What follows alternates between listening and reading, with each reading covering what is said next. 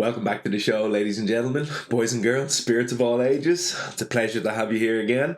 Come on in. Get relaxed, get chilled out like I am. I'm ready to go here. We are here for our playthrough of Brandenburg-Prussia. We have, as you'll see in front of us here, Breath of Darkness and Volcano looming high, albeit on the backside of the spirit panel. We'll get to that in just a moment. But yeah, it's a real pleasure to have you here.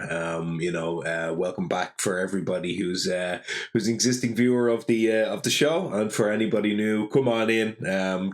Get relaxed, as I say. Put your feet up, and we're gonna enjoy some Spirit Island. So as most of you probably know, we do this in one take. That's the name of the game, the name of the show. BlunderSpeaker, of course. And you get everything here with me. You get all the the bells and whistles and all the blunders along the way.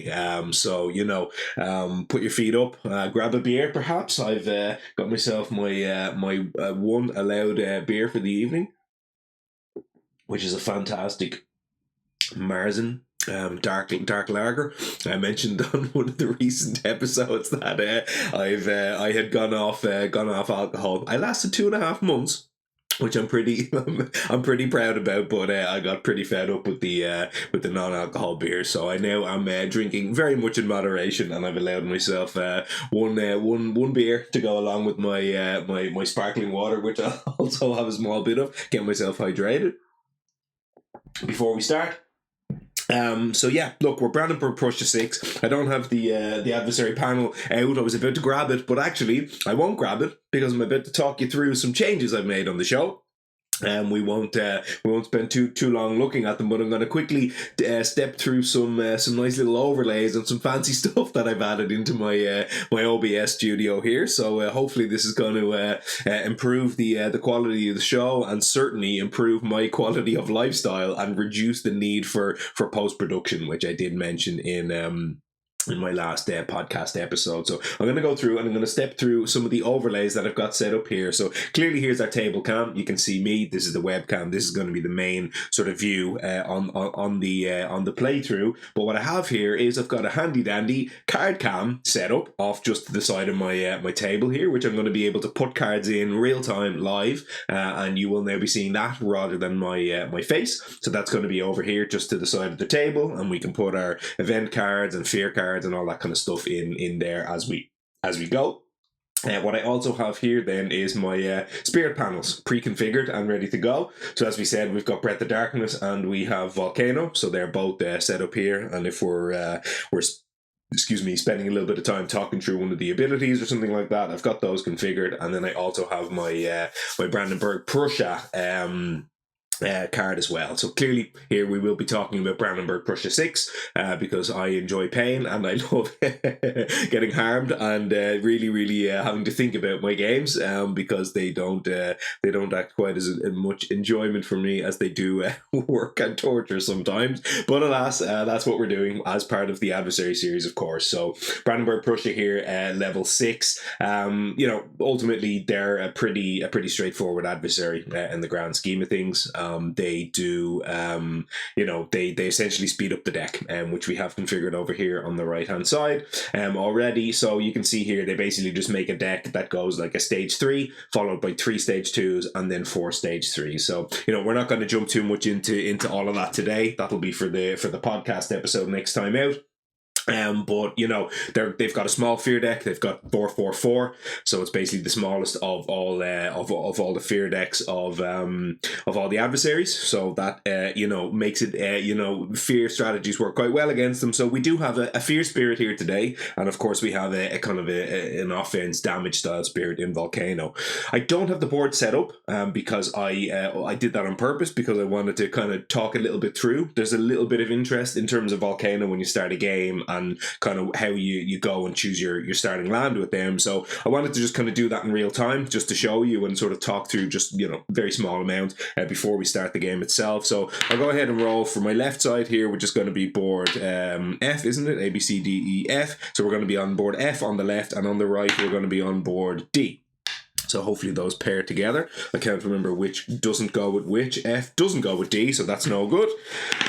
we're going to go D again, and then we'll finally go E. So board F and board E. And board E is Volcano's best board. So you saw me do that in real time. Generally Volcano's best board anyway, but we'll see how that looks like here when we set up the board. So we'll talk about why that's one of Volcano's best boards in just a moment. I'll set them out there. And we'll go ahead and we will set up our starting configuration real quick here. Just noticing as well, I don't have my PC on mute, so I better go ahead and mute that, and that should be all fine, so that I don't get any any notifications coming in and annoying me, and hopefully that doesn't turn off my recording, and I'm about to go ahead and do a full multiple hour recording without it picking up on my audio. But you know, that's something I should have tested before I started. I do always test that before I start, just to be, you know, extra safe, but didn't think of it today. So you know, if it's one of them blunders that means I have to re-record the whole episode, well, so be it. That's the way the cards fall. But no, we should be fine. Let's go ahead quickly here and set up all of our hand on the board. We'll go ahead and we will start our starting towns in land 8 on the board F and land 7 on board E. And then, of course, because of Brandenburg-Prussia's sort of one of their only other real levels or details, they let's quickly come over here, and no, it didn't work. Let's come back and try it this time. It's because I muted. So just quickly looking here, Brandenburg-Prussia, they, as part of level 1, they on each board you add a town into land 1, which I've just done. They also have an escalation effect as well, which for Volcano at least means it pretty much means nothing at all. But we'll get to that as we go throughout the game. Volcano, I did mention as part of course, this is our easy setup, so I didn't talk about that, and I'll spend a moment now. Thank you, of course, to everybody who voted as part of our poll that we had for this playthrough. So Brett and Volcano were indeed the easy option number 1. So everybody chose option number 1, probably after the very long playthrough last time out. So hopefully we're not going to spend quite as much time this time around. I did also say in my podcast episode that I was going to make some changes. One of them was starting earlier, so I started at 9:15 this evening, which was better but still not perfect. We're now almost at 9:30. You know, I've been spending most of my evening actually configuring all of that stuff that I just showed you with the overlays and all sorts of other things, the card cam and all of that. So that took a bit of setting up, to be honest. But you know, kind of, you know, it's a little bit one and done hopefully, and I can replicate that in future. But no, I was just in the middle of saying thank you to everybody who voted, and I think this team won by a percentage. They hit about 44%, I think, in the overall vote, so reasonably close. And actually all throughout the days after the video launched on Sunday, we had kind of each of the individual teams were kind of, you know, it was a bit neck and neck, and kind of one team would jump ahead. So all 3 teams were actually winning at some point, which I found quite interesting. But we are, I should have mentioned also, because I like to mention, it's Wednesday 19th of February, and it's just after 9:30 p.m. as I say. So that was several days ago. But here we are today. I'm back in the present. We've got our 2 spirits. Now know what our starting boards is, so I can go ahead and I can place my presence and Incarna of Breath. So I will place 1 and my Incarna in the lowest number jungle, which is going to be land number 2. And then 1 in the highest number jungle, which is land 5, just next door to it. And on Volcano's side, as you probably know, we get a choice of where we're going to start our starting presence, and that will be into land number 5. And when we do that, we push that to hand, and we will pair that to hand up there. So that works really nicely. One of the reasons why board E is probably your best board is you get to do that. You get to situate yourself very centrally, touching off 5 other lands, which is really, really nice. And you can also do some nice things on this board if you really so choose. Sometimes against maybe Scotland or England, you might want to start in land 2 there, and you start in your land with your city, which is really, really strong, especially into Scotland. It turns their stuff off completely. But that's for another day. We're not talking about Scotland, we're talking about Brandenburg-Prussia. So let's go ahead and finish the setup here. We'll go blights into land number 4 on each board, obviously our disease in land 2 on each board, and then our starting beast will go in land 6 over here, and it will go into land 7 over here.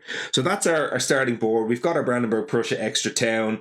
Prussia are going to hit us hard. We're going to start with a stage 3 card. I'm just looking around here and making sure that nothing else really needs to be done. We have our card from our card cam over here off to the side, so I'll bring that across, and that's going to be there. I'll flip these over, of course, and make sure by my screen that they look pretty well in shot, which they do there. So we can sort of drop them there, drop these over here, and we'll get our presents real quick, and then we'll get started. I wanted to kind of do that starting configuration stuff there with Volcano, but ultimately that cost me several minutes, so in the grand scheme of things, was it actually worth it? Maybe you can decide. Maybe you can let me know in the comments. But for now, we'll just quickly throw all of our presents down here. And before I do my starting explore, I'm just going to very quickly talk through some sort of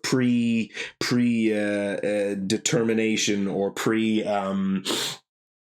sort of how would I describe it? A sort of at least a route that I'm thinking about going down. I don't know what was going on with my pre nothing. I am thinking about something here with both spirits, which is a top track build. Now, ultimately, I would not sort of advocate for this against Brandenburg-Prussia. I think these two spirits do generally have strong matchups, especially Volcano, into this spirit. And I did, of course, write a Volcano guide. I've mentioned it a couple of times, and I will link it down below in the comments or in the description, should I say. So please do, if you haven't checked it, go and read that. In there, I will tell you that playing against Brandenburg-Prussia is not only an extremely strong matchup, but there is also a particular build which I would sort of advocate for against them, which is a bottom track build, very much a minor focus, heavy card plays, all that kind of stuff. It's pretty much the standard Volcano build that you'll see more or less all the content creators play. I know for sure that Red Revenge plays it and sort of says that it's more or less the only Volcano build.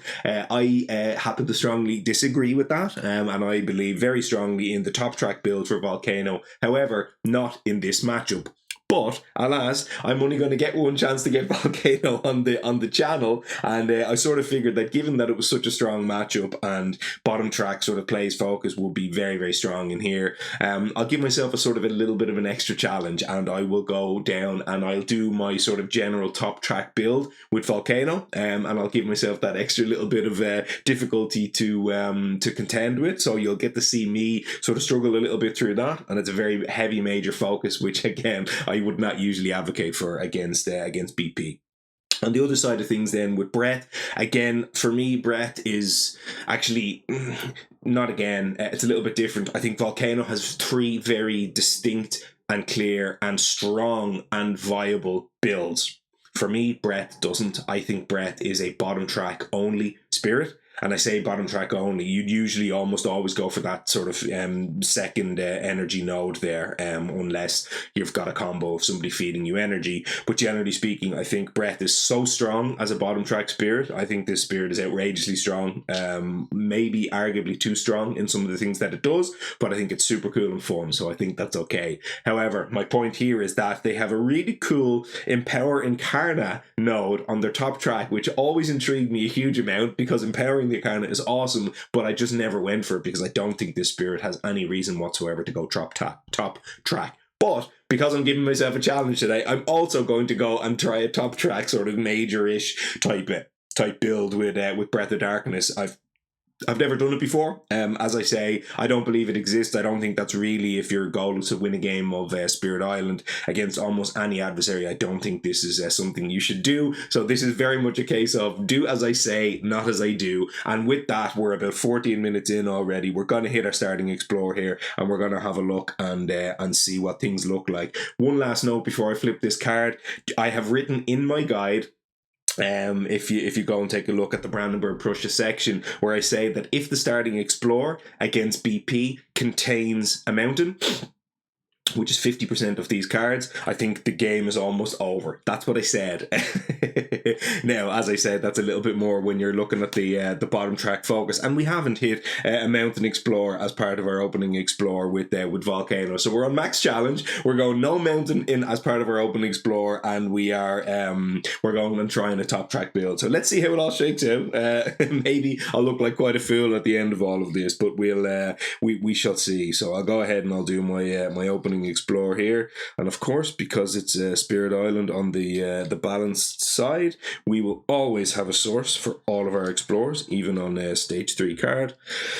So let's go ahead and do 1, 2, 3, 4 on both sides of the board. And interestingly enough, on the side of Volcano, we don't hit any buildings as part of our opening explorer. So that's 1, 2, 3, 4, and then 1, 2, 3, 4 on the other side as well. So yeah, no buildings hit. They were in our other 2 land types as far as Volcano is concerned, but that's quite okay. We'll move all of this stuff a little bit over here and sort of clean up the playing area, and we'll get our cards over here as well as part of Breath as well. So one thing I'm going to do right off the bat, I'm going to put my Rain of Ash into my card cam and bring up my card cam because this is going to be our opening play as far as Volcano is concerned. They would always, in vast majority of cases, open with the same opening, which will be a G2 from top and bottom, giving us 2 energy. And giving us the energy to play Rain of Ash. This is in the vast majority of cases, this is how you would open with Volcano. And in this particular circumstance, I see absolutely no reason to deviate from that plan. So I will take that card back. And that's going to be my opening play on the side of Volcano, and that's going to give us the chance to basically solve one of these lands. Now, as I say, if that land had if that stage 3 card had contained a mountain, we would get to solve 3 of our opening 4 ravages. Usually that's how it works, which is why this is just so insanely strong. So like 50% of the time you just solve 3 of your opening 4 ravages pretty much against Brandenburg-Prussia. But it is quite a bit more difficult, to be fair, if you don't hit that land type. But still, we'll go ahead and we will see what we can do with this Rain of Ash. On the side of Breath then, so we're going to be going down top track, and we're going to have a look and see what that all has to do for us. Usually I play a very heavy card game with Breath, using that G2 as much as I can. I think it's probably still going to be the case here. Ultimately, the G3 is a gain energy equal to card plays, so that's a kind of a nice buffer that you use here and there when you're going down bottom track. But as I say, your 2 energy node usually covers you for the most part, which is why I think it's just so strong. You don't even need a G3, you just keep getting loads of cards. But anyway, again, I'll digress a little bit here and say that we're still going to go ahead and we're going to G2, which is going to give us a power card, a presence, and 2 pieces escaping. We also have, by the way, something to look out for that's going to maybe come up a little bit later in the game, is the reach for reach from infinite darkness card. So when that comes up, I just want to preempt here. There's a very funny combination between these 2 spirits, where when you play your reach for reach from infinite darkness card, just bring it up on the card cam here. If you do not have a presence in a mountain when you're required to get the piece to come back out, the Volcano presence, should I say, you could lose the game, and that is in line with the special rule here, which is terror stalks the land. So you can see there, when the pieces escape, move them to a non-ocean land with your presence or Incarna, and if there's no legal land, you you lose the game, which is quite funny. So just something for us to keep a little bit of an eye out for here. But look, anyway, we'll go ahead and we will gain a power card. I don't think I'm looking to necessarily throw away my pieces just yet from my hand, so I think I'll start with a minor for now, and then we can go to majors a little bit thereafter. 1, 2, 3, 4, and now we're looking at Pact of the Joint Hunt, Encompassing Ward, Land of Haunts and Embers, and Elemental Boon. So Land of Haunts and Embers has come up for us quite a few times in recent playthroughs. It's a super cool card, and you know what? I'm looking at it right now, and I'm thinking I may well take it here as well. It's a strong card. It's I can take that and I can solve my my F3 here, which is about to build a city, and then be all sorts of problems for us next turn. So getting to kind of push that away could be quite nice. It also could later in the game sort of combo with some of what Volcano is doing by kind of pushing stuff into the Volcano land. So getting a kind of a fast speed push there is pretty good. Otherwise, Encompassing Ward can give us a sort of a defend in multiple lands. I'm just looking where that might matter. Defend 2 can potentially solve this land and this land next turn. If I kind of do that,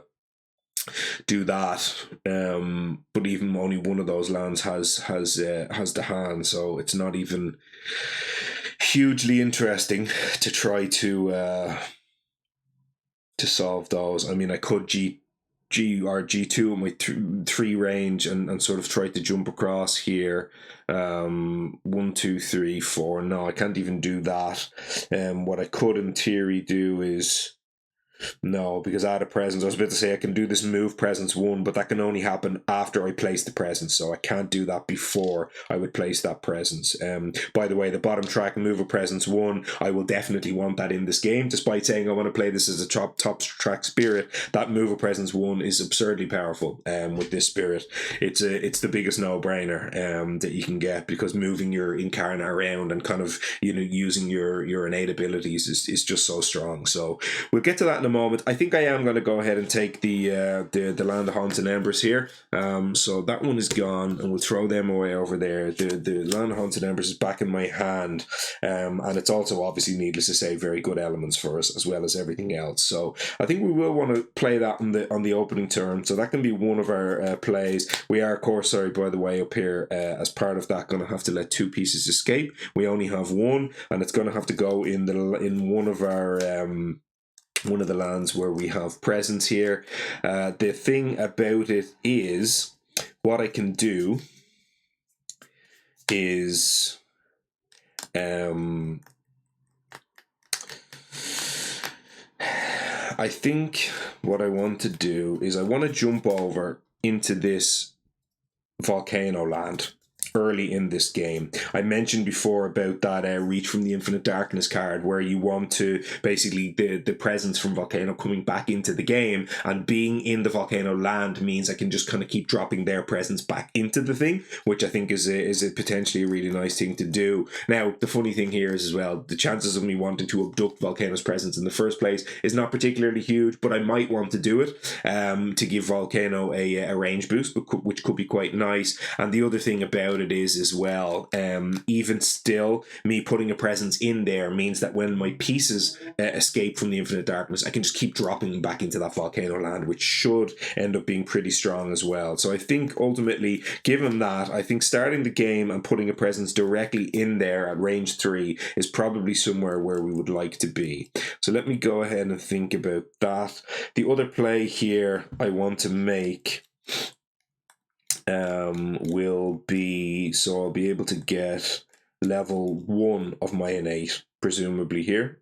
So I have, if I play Lands of Haunts and Embers, I want to play one of these other 2 cards, either Reach from the Infinite Darkness, which we talked about, or the Terror of the Hunted. And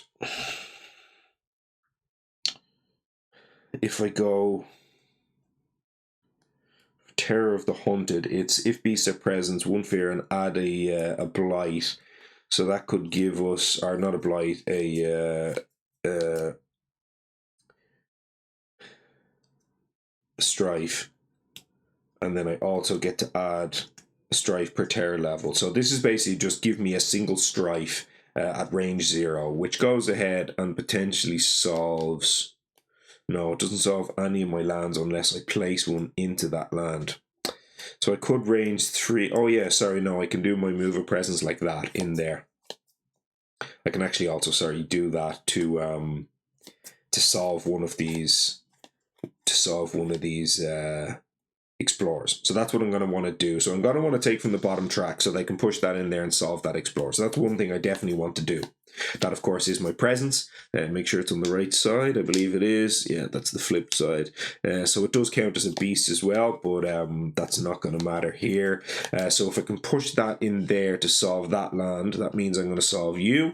I think I'm going to solve you with the land of haunts and embers. And then I can, let this one go up here. And then the question is then, do I want to solve that land over there? Do I maybe want to solve, for example, jump over into one of these lands and solve one of them?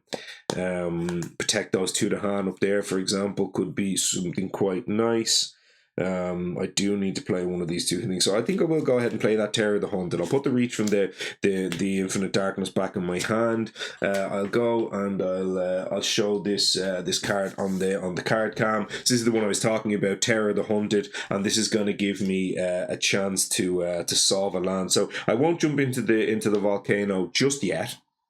I think what I will do in that case is I will go 1, 2, 3 into this land, and I'll solve this land over here. And that one should be pretty okay. It does mean then that what I can do is I can Rain of Ash on the side of Volcano, and I can solve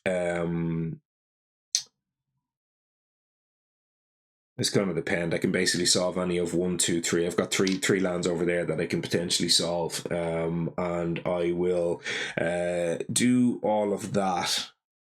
Yeah, all of that is pretty good.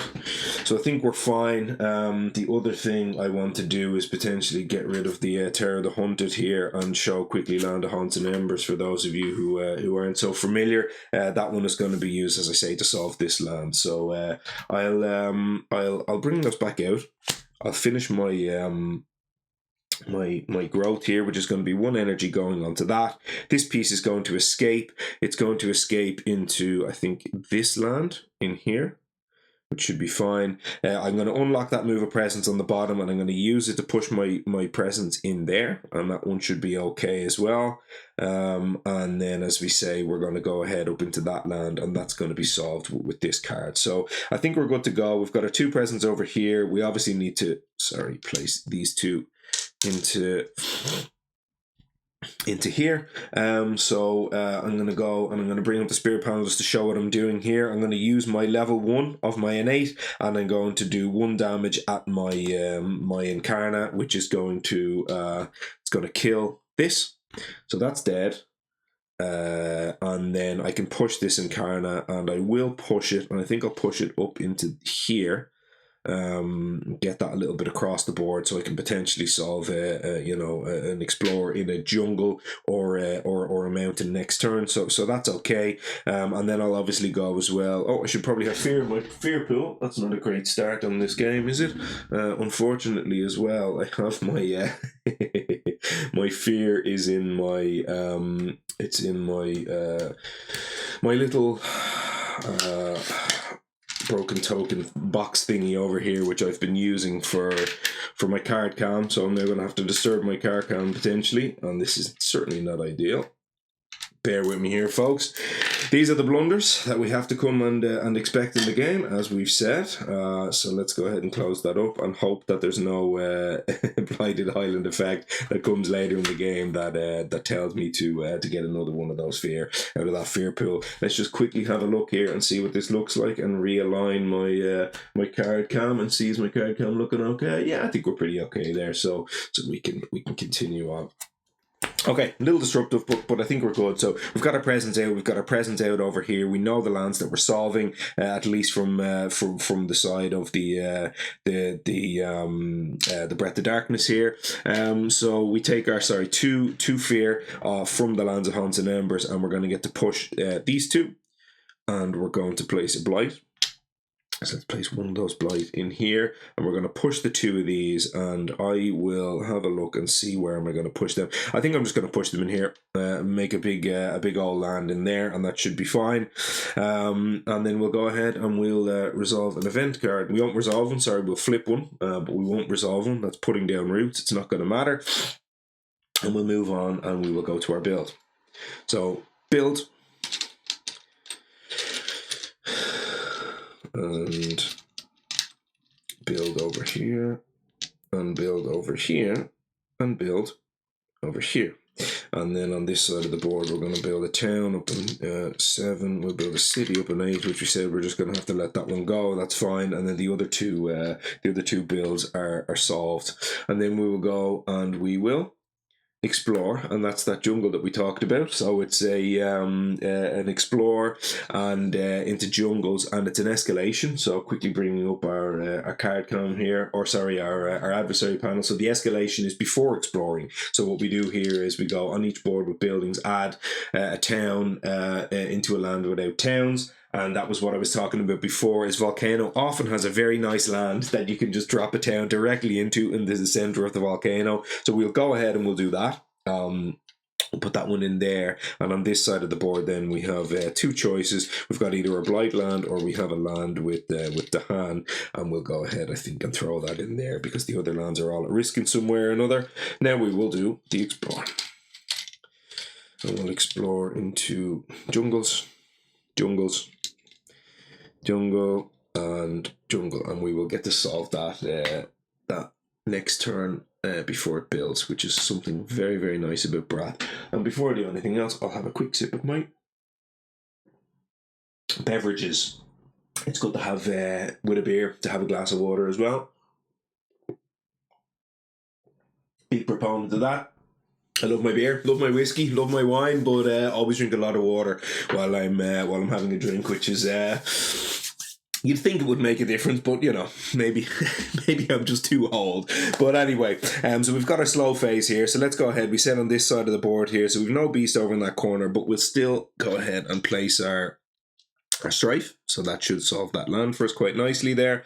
Doesn't do anything in terms of fear because there's no beasts, and that's okay. We do also have, I forgot here on the other side of the board, we've got the thing, and yeah, I'm already tripping over myself with breath here. It's been a hot minute, but of course, when I dealt that 1 damage early on, I abduct the explorer. I don't kill it. So the again, the rule on the side of breath is what does it say? You may abduct. No, that's for the empower thing. So when your powers would directly damage or directly destroy the only invader in a land, instead obstructed. So instead abducted, which is what I did in the first turn. So that explorer is of course sitting up here in the infinite dark, and then I get to deal 1 fear, and you may downgrade 1 invader. So I can downgrade that, and I most likely will, because otherwise I'm just going to be letting it out onto the island on the next turn.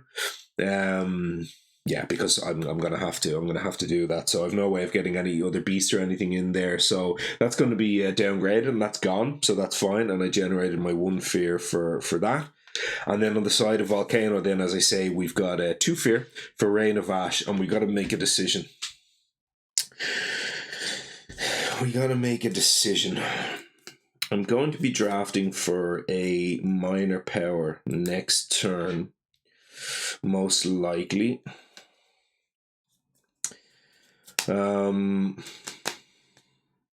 Which gives me a shot at that land 1. Also, the land 1, even though, you know, we will we have a I'm just thinking whether we'll have a fear card. Yeah, I'll probably play Swallow by the Endless Dark on the side of Breath next turn, which will give me 2 fast fear, and that'll give me a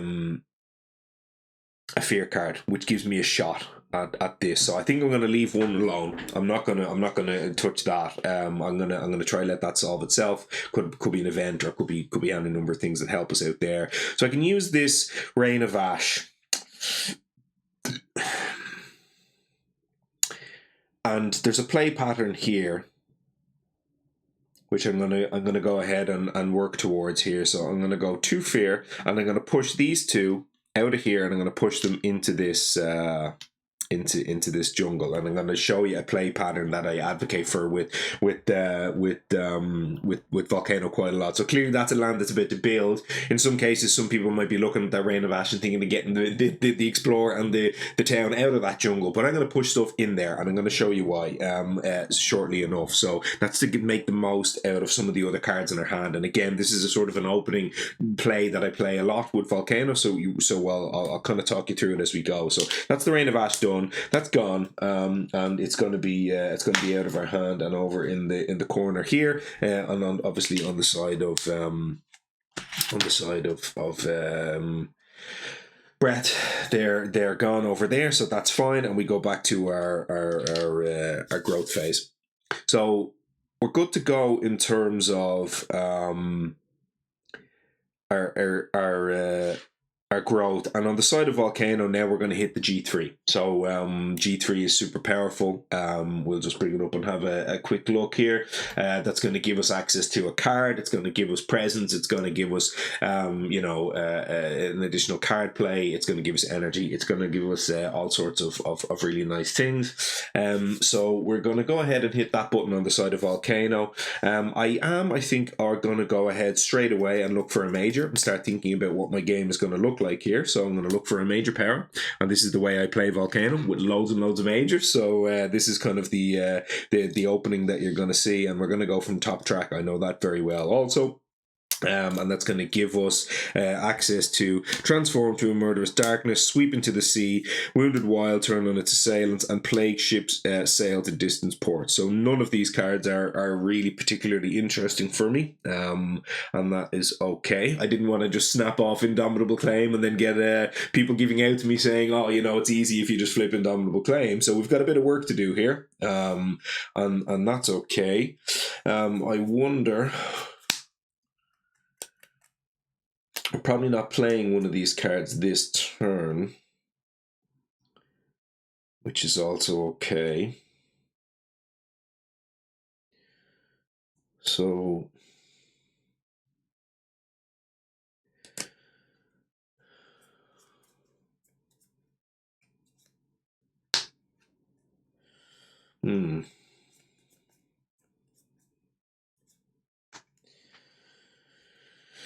yeah, none of these are really singing out to me here. I think I'll probably just take Wounded Wilds. It gives us some bad lands. It sort of does things that we want to be doing already. The rest of the card, Sweep into the Sea is probably the best card of the lot here. I'm just looking at sort of what worked with my spirit, and I think probably most likely that Wounded Wilds is the card. I'm not sure I'll ever cast this card in this game, which is another thing here. But I'll take the Wounded Wilds and I'll put it in my hand, and we'll see how that works out. We'll also get, of course, 2 energy. And then 2 from here, so that's going to be a total of 4 energy here.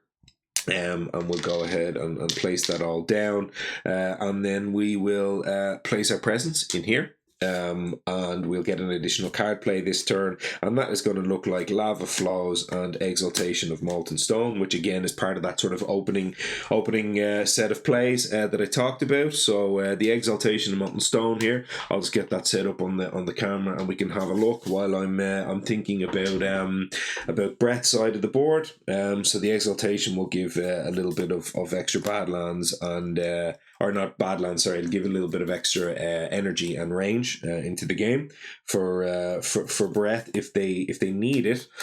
Ultimately, on the side of Brett this turn, we will be looking to do again gain a power card off here. We will look for, I think, another minor. I did say we'll be looking for majors at some point in the game here, but unlikely to happen straight away. But we will probably start traveling down top track right now, as I said. So that'll give us 2 energy. I did say it'd be nice to play the Swallowed by the Endless Dark here.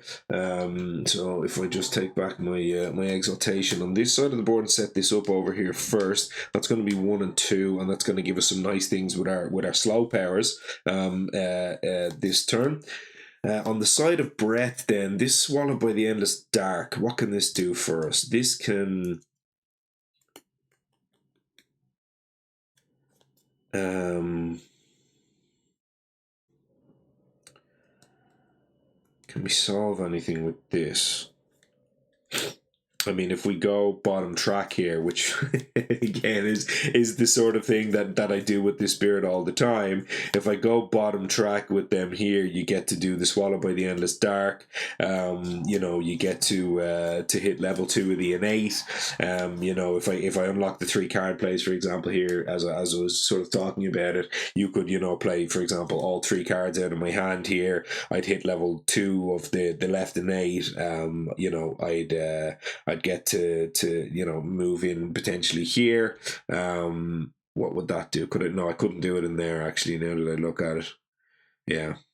So level 2 of the innate's not doing that much. I mean, I could jump in here and get rid of this town, but that's not really, you know, doing that much for me either. So what do I do here is the question.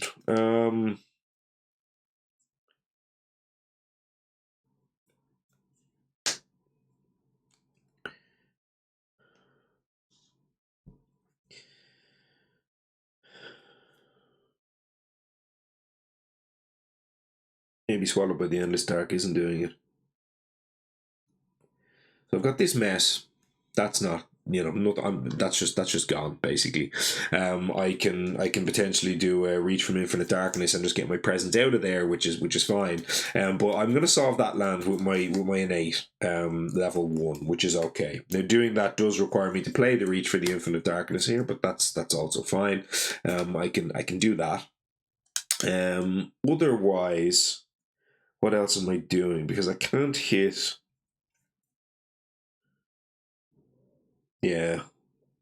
The other thing I was saying was the Swallow by the Endless Dark. Of course, if I could play the 3 cards, then I could abduct with the Swallow by the Endless Dark. So this is the card that we're talking about here, which would let us go jump over into land 7 over here if I went bottom track. So clearly bottom track is the nice way to go about doing this if I could, but you know, I won't be doing that here as I said, because I really want to go down that top track and find out what that's all about. So we're going to gain a card anyway, so let's start by gaining a minor power and see what that has in store for us. So 1, 2, 3, 4 cards, and that's going to be Bat Scout, which is beautiful elements, and almost certainly got to be for consideration here. Oh wow, okay, we did really nicely here with elements at the very least. So we've got Carpe's Land, which is the best card here, but not the one that I think we'll be taking. I think what we have is we've Bat Scout for Raided by Darkness, which is perfect elements, and we've got Here There Be Monsters, which is also perfect elements. And we have Lure of the Unknown as well, which is also really nice elements, but it doesn't give us quite what the other two do in terms of the elements there. Lure of the Unknown would give us a solve right now in our land 7, which is really nice.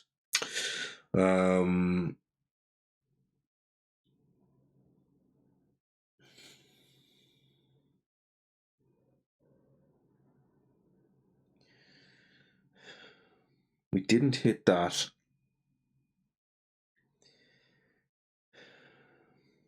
That solve. Or that defend on the Volcano side of things over here, but I still do have access to damage into that land, so I can actually solve that land. But I can also do something else, and I can erupt into here and solve the build over there, which I might choose to do. Actually, no, I can't do that. Sorry, I tell a lie. I can't do that unless I destroy 3 presents, which I won't be doing. So that's all fine over there. Here there be monsters versus Bat Scout. So Bat Scout can do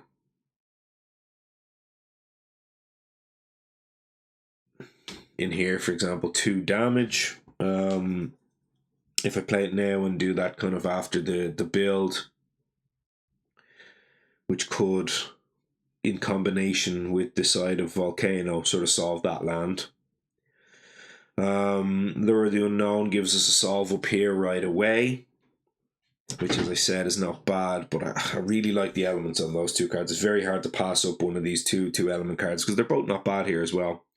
The other thing I can do is, what can I do? I can do push. Yeah, it doesn't give me here there be monsters. I'm just looking, does this give me a solve of anything right now? Not as such. It's good, but it doesn't give me a solve in one new lands. It would solve the land 5 that I'm in, but I'm going to solve that anyway. So here there be monsters doesn't exactly solve it for us, but the Bat Scout, you know, is slightly more expensive, but it's not a bad card here. So I think I'll probably take the Bat Scout and use it in combination with the eruption that I said on the side of Volcano, and go ahead and do that.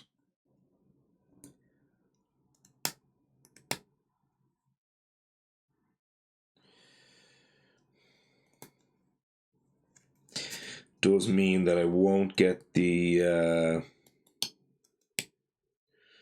fear card I talked about. That's the other thing I'm thinking here as well. So I was saying before that I would like to play Swallow by the Endless Dark this turn, but I don't.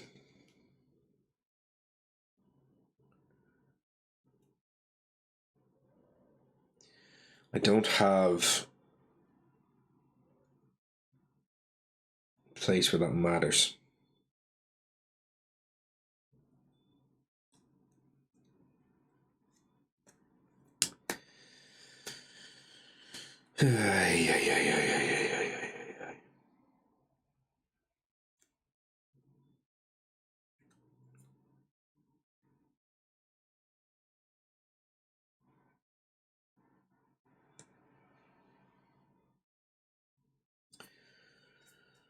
Yeah, tricky one, this.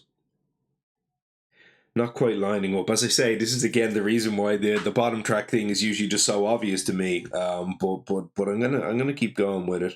I think I'll take the Bat Scout anyway. That's one thing I will do. I do like the card. It's not bad.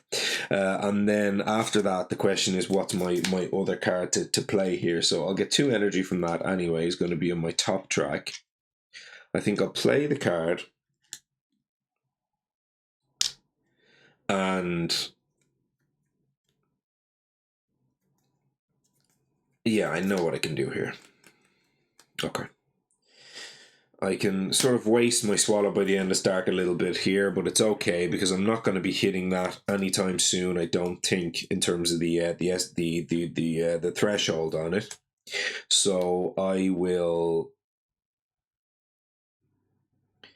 do what I said, which is to play those 2 cards, and then what I'm going to do in this case is I will move my presence over here. With the mover presence, and then now I'm going to go 1 damage at the Incarna, which pings this and puts that in the Endless Dark, and then I can push this presence and I can push it into. I think I'll push it back here, probably centrally still, and then what I can do is, so that's that done, and then I also have my second level of the innate, of course, and then what I can do is 2 fear. And then I can abduct this Explorer and put it in there. So kind of that kind of got me the best of both worlds, and it just gets me an extra invader in there, which is quite nice. And then on the other side here, then with Volcano, what I can do is I can I have my technically the 3rd level of this innate, and I hit both the 1st and the 2nd level over here, which is going to be really nice. So what I can do is split 1 energy per fire, which I have 3 right now. So I split 3 energy across, and I'll give myself 2 energy, and I'll give 1 to Brett because I'm a greedy Volcano. So 1 over there and 2 for me, and then I am going to erupt here. So I will choose to. I'm not going to obviously do the 4 eruption over here because that's madness. That would lose me the game, of course. So I'll erupt for 2, which is going to kill this. It's going to sacrifice 2 presents. They're going to go there, and it's going to kill this, and it's going to deal 2 damage, and it's going to deal the 2 damage into this land, which is going to kill this as well. So that's 2 more fear. And that does give me a fear card, and it gives me a chance at something in that land over there. So they're both dead. back in the box, and I did 2 damage over here, and I'll do 1 into each of these, so I can do that efficiently. That's a legal play from Volcano because it's my power. So that's everything on this side. We've done our fast powers. Our slow ones are over here, and that's all good. Let's go ahead and flip an event card, and the event is going to be focused farming. So healthy island, which we still are. So I'm going to add a explorer and town to a land with either a town or a blight on each board. Yeah, so on each board I'll go explore and town. This is sounding a little bit nasty. Adding 2 invaders to a land on each board is kind of gross. So where is this going to go? So on each board to a land either with towns or with blight. So okay. So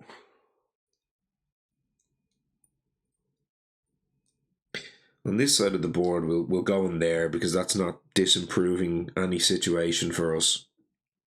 I should read the rest of the card, shouldn't I? So the drive off the interlopers. Each player may push a explorer or town from a land with Dahan.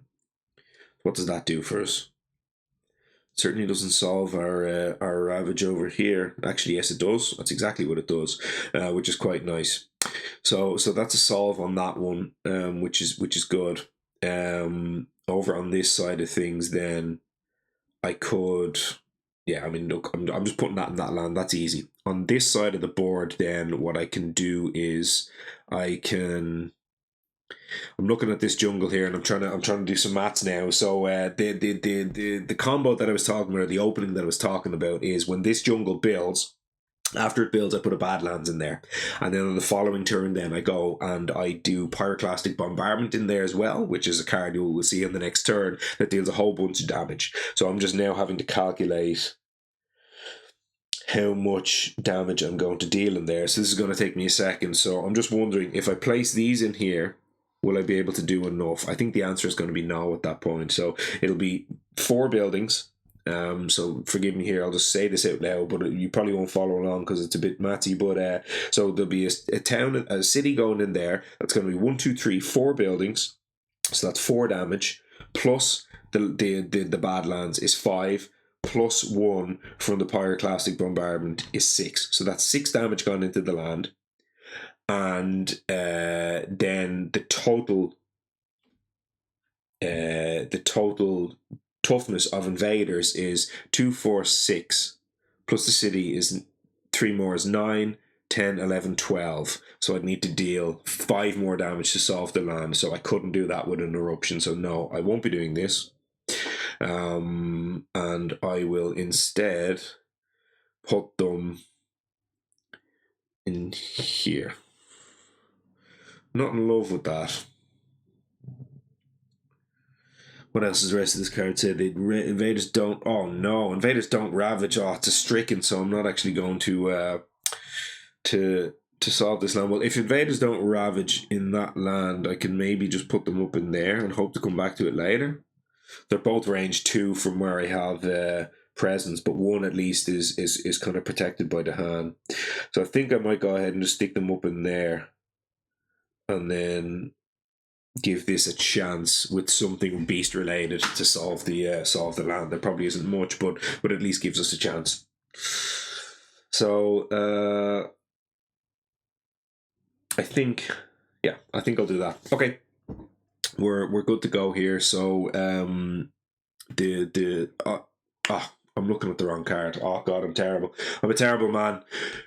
Undo everything I just said. I'm reading the card down in front of me, the Putting Down Roots, which is the card from the previous turn. So now I'm going to have to rethink about this. This is shocking. Sorry, apologies, folks. I should be looking at my card cam over here, which is off to the side of my screen, and that's where I need to start getting getting used to looking. I put my event over here, and then I started looking at the other event. So yeah, apologies. So let's look at this again. So I have to do those things, but that's fine. Let's read the rest of the card. So I can destroy stuff among lands with beasts, which is okay. And then, each spirit with at least 3 among its lands gains an energy and may reclaim a card. which counts for breath, and also I've just noticed I have my present sitting over here on the side of breath, which I never actually I never actually placed anywhere on the board. I did say before that I wanted to go into my volcano land at some point, so I'm just going to go ahead and do that now. I didn't think about it as part of the growth phase, so that was a mistake. But it's okay. It's not giving me any benefit here. So let's then look. So each beard, yeah. So I'll gain an energy and I get to reclaim with breath, which is really nice. But that doesn't solve anything on the board. So it doesn't change the situation. So there is no stricken. I was reading that from the previous card, so that's important here. So I'll take these away because that's actually going to ravage now and get solved. So instead of doing that, I mean, I can just do this. That's going to ravage anyway. This at least gets 2 explorers off the board by the explorer's blunder. Blunder. It's a pretty good word for the state of this whole event sequence here. But I think we're good on that one. So we did it on that side. We did it on the other side. Volcano's never going to hit this this last card here, which is just fine. So we've added the things on both boards. We did the explorer's blunder. We're just going to destroy those 2 explorers and 1 up there, so it gets rid of 3, which is not nothing. And then we'll do at the last thing here, we'll do breath gains 1 energy and it gets to reclaim a card, and it will go ahead and reclaim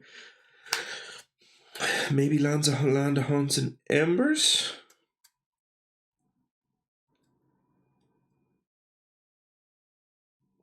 So on this side of the board,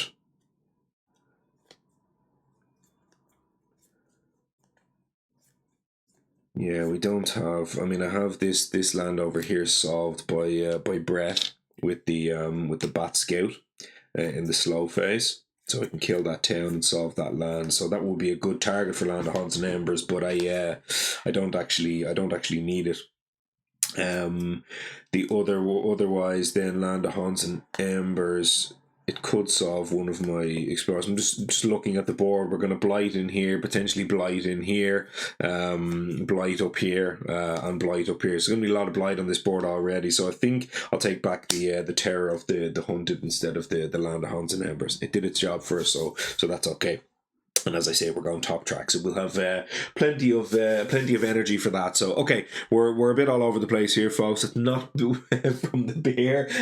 Maybe it's because I need another sip of beer. But let's keep going. So that's the event. That's gone. So let's not do that again. And then I will go ahead and resolve my single fear card, and it is 1 fear. So this is just giving us fear. Unfortunately, it's not doing any any defend for us, but it does some sort of variant of that. So it's 1 fear per board. Let's go ahead and put it over here and have a look. It's daunted by the hand, so 1 fear per board with both invaders and a hand. So that's fine. That's 2 fear because both boards have invaders and the hand, and then invaders do -6 damage to the hand during the ravage. So it sort of helps us a small bit here. It at least it saves 1 to hand and it kills an explorer for us. It's not necessarily really particularly exciting, but it does something. So that one's gone over there. We'll go ahead and we'll do the ravage now. So up here we're safe, and that kills both of them. That strife is gone, and that gives us a fear. Those invaders are dead. Over here we blight, as we said. Over here we blight, but the Dahan survive and attack back and kill both of them, which gives us a fear. And then this is safe. This is safe. This is blight. We're about to flip the blight card, which is not really great news, but that kind of tends to happen against Brandenburg-Prussia, and that's okay. And then we hit this one over here, and we really hope that this isn't one of the blight cards that makes you sacrifice presence every turn. If it is, we're going to be in pretty big trouble. And it's promising farmlands, so it's not one of those, which is good. So promising farmlands, let's jump it over here and have a quick look. It is, where are we?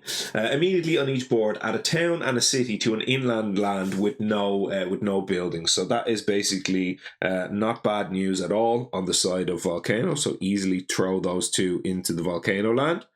And then the other thing we can do on the other board is a land without buildings. We add a town and a city to. So let's have a look and see. We can go in pretty safely.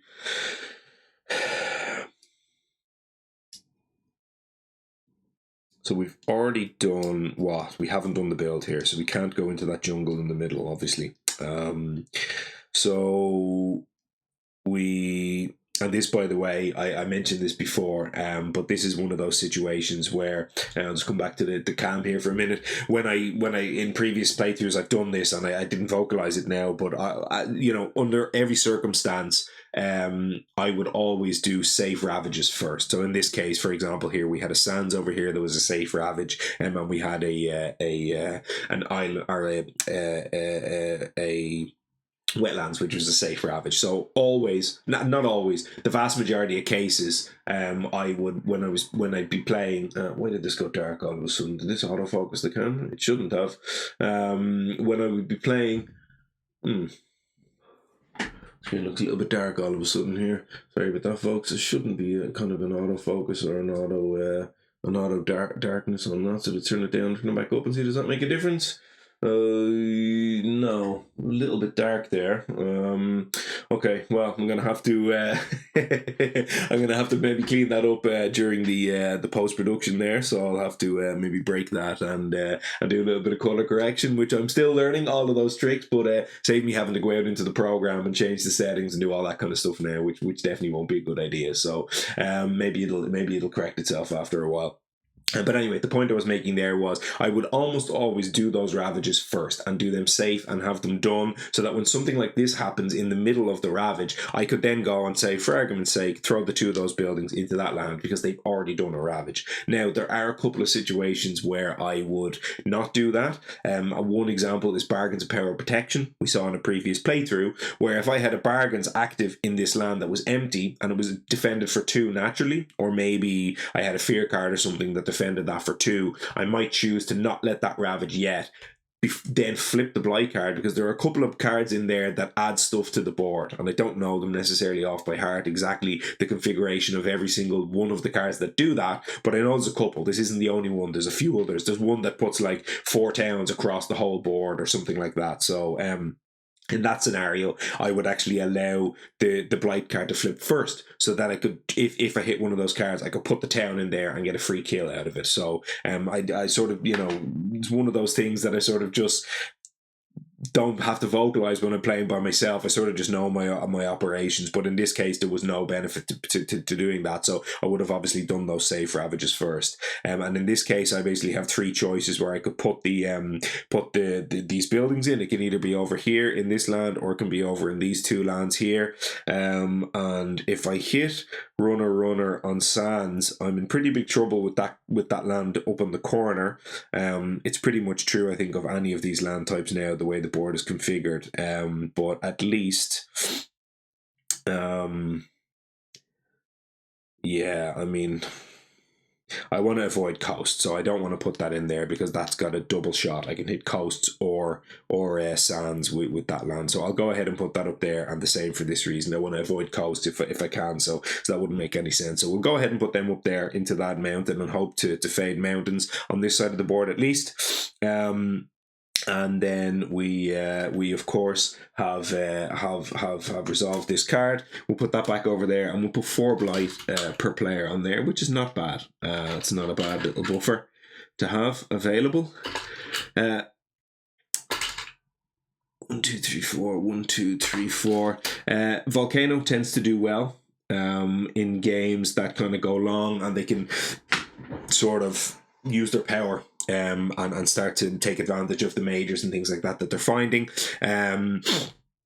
Which very often the blight player, I'm looking at the wrong screen, the blight card will very often flip when that happens. So this is kind of for me where Volcano's at home. Now that I flip the card, I know that it's not going to be one of those awful ones that makes me sack presents every turn, because they really are hideous. But yeah, we're kind of safe in our knowledge of what's going on here at the moment. So hopefully we can make this work. So Okay, let's go ahead and build then. So over here, we're going to build this city up here. We're going to build our town over in the coastal land. We're going to skip that build there, and we're going to skip the build in there because there's nothing in it. And then we will flip our card, which is a wetlands. So we did fade the mountain on this side of the board, which is quite nice. So we'll escalate first, as we said before. So escalation happens where we put a town into a land that doesn't have any buildings. Let's just quickly go ahead and look at our card here. So it's without towns, actually, not buildings. So without towns. So I can choose to place this in here, which I think I will. And then I will on the other side of the board. So it's a town in a land without towns. So on that side of the board, I'll choose this sands here. That's going to make the most sense.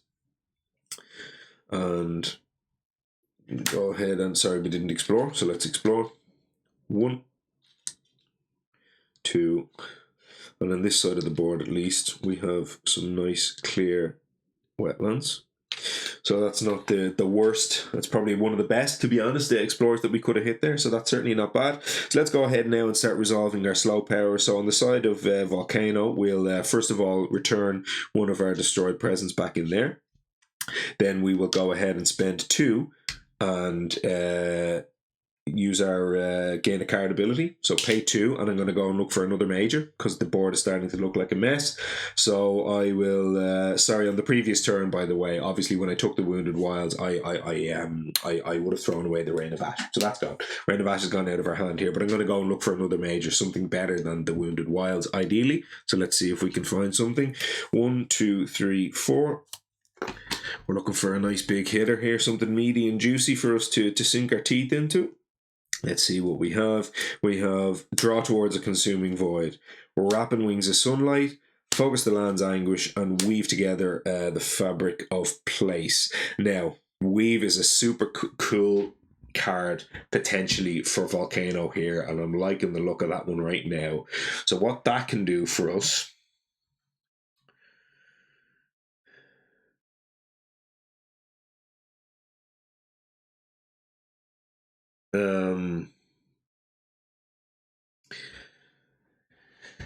So next turn,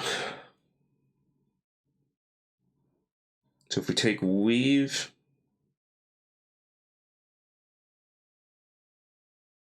and pitch the Wounded Wilds, and the next turn we can go Weave and Pyroclastic Bombardment, and then we can weave the lands together.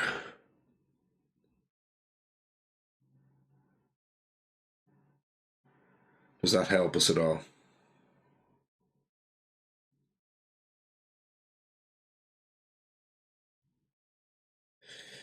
So we would at that point have 3, we'd have 4 presents in the land, but it would now be a ravaging land if we weave those 2 lands together. So Volcano can often do this thing where it weaves multiple lands together and it can do big damage. So I'm just wondering, so if we weave those 2 lands together, we're back doing maths here, this often happens with Volcano. So I'm just going to, in the middle of doing this, I'm going to resolve the lava flows to show you what I'm thinking here, just to kind of show how that's playing into my consideration just a bit. So the lava flows is going to be going into this land anyway, so I'm going to do this after. So I'll just do this now just to kind of show you. So that's going to go ahead and place the a Badlands and a Wilds into that land. So there'll be a Badlands in that land, so you'll see that. Now clearly here I couldn't take Weave and forget lava flows. I won't be able to cheat like that because I haven't yet actually used the lava flows, but I'm not going to do that obviously, so that's fine. So I'll show you here that there's going to be a Badlands in there. Now in next turn, if I choose to weave these 2 lands together by doing a G3 on top track, that can I'll have 4 presents in the land, and it's considered the Volcano, so I can do the damage into the land. So I will be able to Pyroclastic Bombardment into the land, and it's going to now take into consideration these 2 extra buildings. So it improves my bombardment. So I think I get to solve both lands by doing this, but I'm just wondering whether I need to. So next turn I'll have 4 presents in there. Doing the bombardment in here is going to give me 1, 2, 3. That's 1 damage to each building. It's going to add 1 for the Badlands, so that's 4 damage, and then it's going to add 1 more for the bombardment, that's 5 damage. So I'm going to do 5 damage in there, and this land has 2, 4, 7, 8, 9 toughness, and I need to kill 8 of it and only leave 1 explorer behind. So I've already done 5. I only need to deal an additional 3 damage in there, and that will be done by just sacrificing 2 of these presents. So if I sack 2 of those presents, it solves this land with the bombardment, and that's the combo I was talking about, by the way. That's the last step of the combo. So you saw me put all stuff in here, and then using the bombardment plus an explosion and an eruption into that land does some really nice things. So that's good.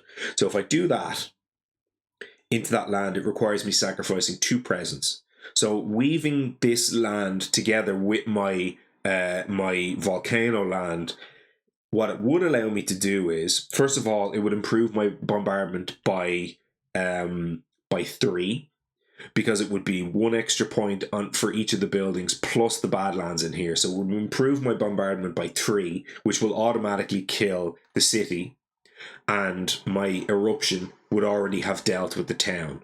So sacrificing 2 presents in there, essentially doing the same pattern but weaving the 2 lands together, will allow me to kill 1 extra town because I'm already killing the city for free.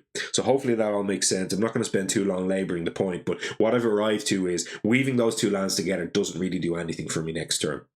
However, weaving the volcano land with something else can help. So what that could potentially do is, if I just weave that volcano land with my wetland next door, now I can just deal some damage in there. The build will happen, and then at the end of the build step, I can choose all the whatever's left behind to go back into the volcano. So ultimately, what weave allows me to do is solve this build. That's a very long way around saying that the weave allows me to solve the single build in there, which is not nothing. It's not like super interesting right now, but it's not awful. So it may be something that I still choose to do. I mean, the Rapid Wings of Sunlight is fine. It's a range 0 card, which is not really going to be any good for me on the side of Volcano. I don't have the hand as part of my game, really, which is okay. I think I'm just going to take the weave. It could enable me to do some pretty cool stuff later in the game. It's not hugely big and meaningful right now, but it's something. If I take this weave now, I'm just thinking, if I take the weave, would I be better off just playing Wounded Wild next turn instead? No, I can't, because I have to go top track if I want the energy to play a 4 cost and a 3 cost. And if I go top track with Wounded Wild and Pyroclastic Bombardment, I will miss the Earth element to hit my my regeneration, and that's a no-go. You always have to hit your triple Earth with Volcano. Super important. So going through that a little bit quickly here, but hopefully that's clear enough what I said there. So basically what I was saying was, if I just throw one of these away and instead go Wounded Wild next turn, because that's obviously more damage, right? If I Wounded Wild in here, it'd be much better than the other play I was talking about, but I excuse me, I'd miss on my Earth element. So that is not really a particularly enticing option for me. And otherwise, draw towards a Consuming Void is fine. It's a big hitter here, but I kind of have a big hitter anyway built into my kit, so it's not doing that much for me. It what can it do? So draw towards a Consuming Void. So I'm 1 shy. So next turn I'll be able to get up to 7 and not 8. And that wouldn't let me play the draw.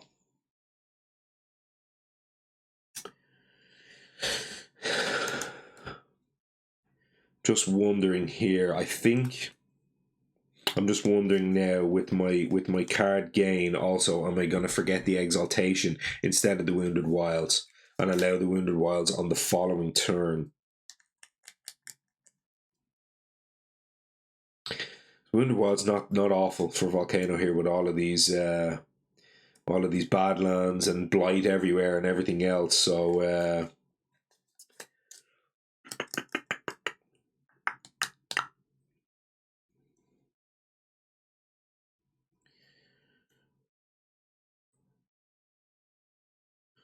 again, I'm wondering if I take draw towards a consuming void,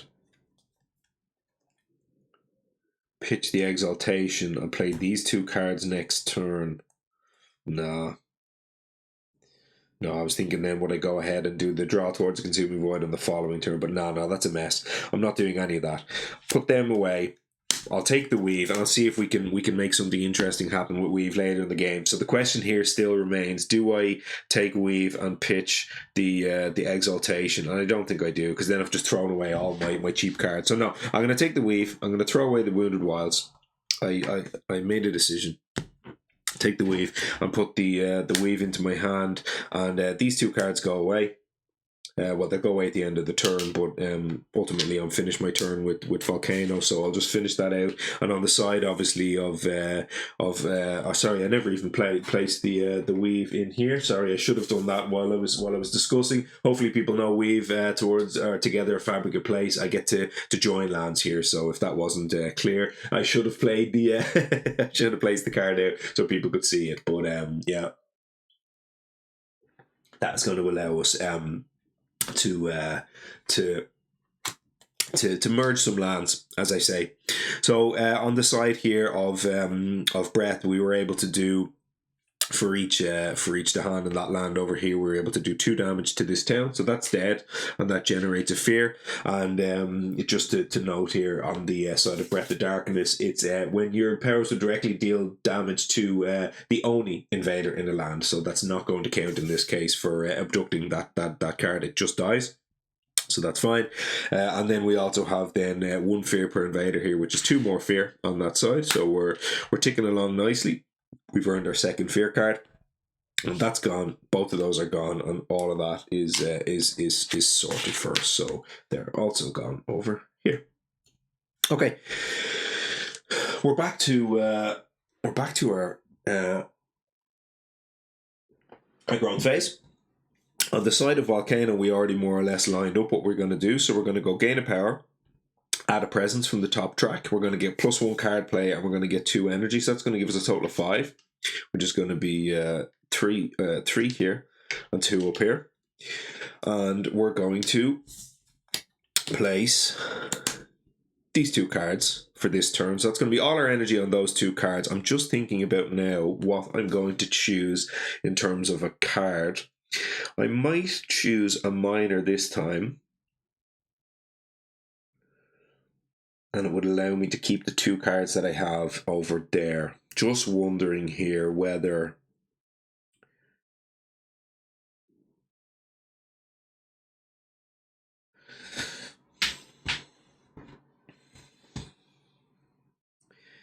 if I gain a major,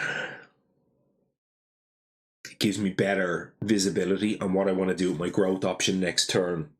I'm going to need a big hitter major. Probably end up throwing away the weave at some point here pretty soon. But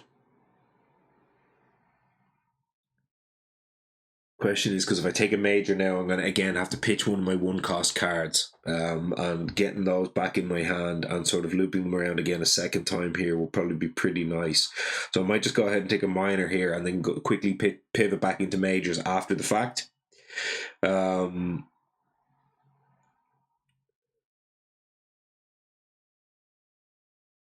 Yeah.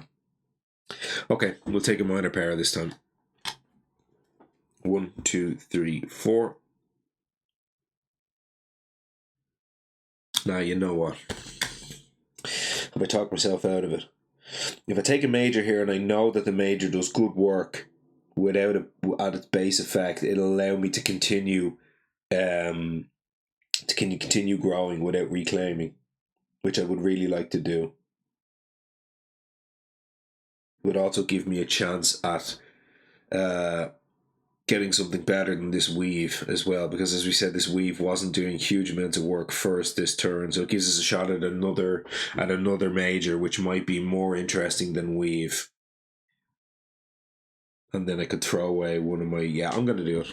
I'm going for another major. This is what we signed up for, as I say. 1, 2, 3, 4, and we haven't hit any windmill slams. So again, I can't be criticized, or it can't be accused of me that I just hit all S tiers off the top of the deck. So this is generally how this game sort of goes with Volcano. And as I said, this is not the adversary to play this type of game with. But against England or Scotland or something like that, this tends to work a lot stronger. But we'll see. We'll go major again. So I'm going this time, and I'm going Trees Radiate, Paralyzing Fright, there's our Windmill Slam, and Smothering Infestation and Tsunami. So this is a no-brainer. We're obviously taking that Paralyzing Fright. So that's going to be absolutely beautiful for us. We will, of course, take a moment to weep for the other three fallen heroes, and we'll throw our Paralyzing Fright S tier major over into our card cam. And this, by the way, folks, this is what I'm talking about, and this is why this is such a strong build of Volcano. You see so many cards. Paralyzing Fright clearly here, one of the absolute best cards in the whole game.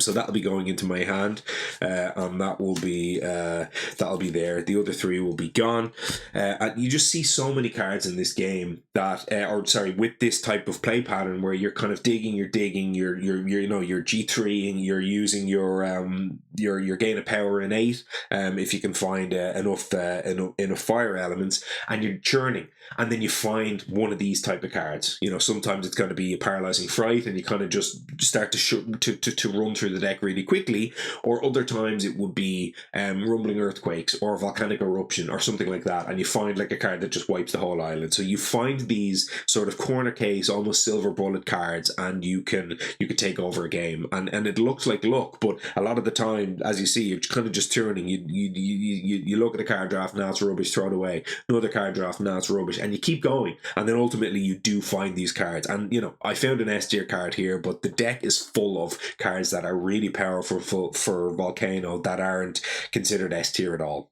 So anyway, that's a long story short to say that I found Paralyzing Fright, which is going to be perfect. It's perfect elements, and it hits our Earth element, as I say. The question is, do I do it right now? In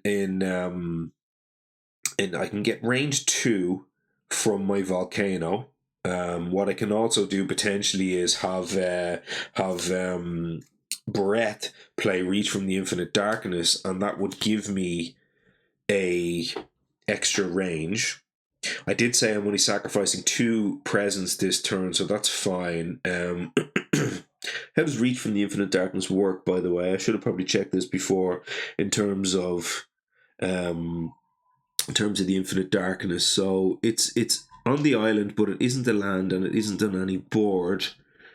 Pieces here are on the island when checking victory and defeat. Okay, so that does count as on the island in terms of Volcano. Like if I could go down to like 0 presence on the island board tiles, but 1 presence in the Infinite Darkness, that would still be okay in terms of losing the game, or not, as it were. So that's fine. But yeah, if I get the Reach from the Infinite Darkness, I get the 3 presence in my land before I do my eruption. I could Paralyzing Fright at range 3, which would allow me basically anywhere over to one of these lands. So I could go 1, 2, 3, and I could stop that Ravage if I wanted to, which could be quite nice. Otherwise, what else do I have here? These are healed, from last turn, and that's a solved land, so that's okay. So that's solved. We're solving this, as we said, so that's fine. I could stop a build here in this land, which isn't very exciting. Ultimately, what I might like to be able to do here could potentially be to hit my level 2 of my innate, and that could get me down there to solve that, which would be better. So I could do like jump in here, ping off an explorer just to kill it, and then jump in here, and then ping that one to solve that build. So that's potentially one thing that I can do. I'm going to have to allow pieces escape from the infinite darkness, but that's okay. I'll just drop them into this land over here, and we're good to go from that perspective. So no worries there. Paralyzing Fright, just stopping the blight here, is probably just pretty nice. I see no reason why I shouldn't really try to go ahead and do that. So it just does mean then, am I putting Weave in my hand or am I forgetting it? If I put Weave in my hand, I'll essentially be doing this. So 1, 2, 3, and then 3. I'll be out of energy, and then I'm just thinking then next turn, I can continue down potentially top track or even bottom track. I could just look for like a minor, go G3 and look for a minor power with Weave.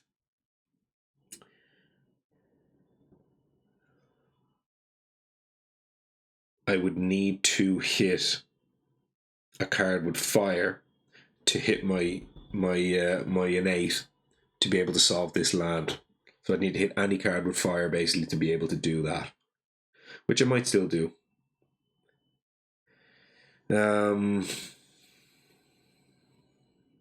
Yeah, I mean, this is my turn. It's, again, the question is, do I throw away Weave or do I throw away one of those 1-cost cards in my hand?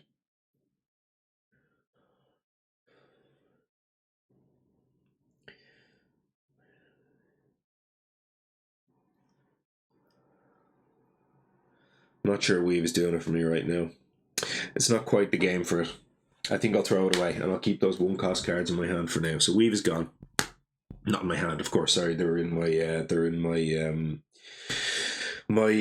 discard pile. So that's fine. I can basically fright this turn and then fright again next turn. Could be something I can look to do, which could be quite nice, and just kind of get that double up. And just kind of solve some problems and get me into tier level 2 really quickly here, which would be really nice. So so let's look at that. So that's going to be my side on Volcano. Clearly here, that's going in there. That's giving me my second card play. Paralyzing Fright is of course going to be thresholded, which is going to be absolutely beautiful.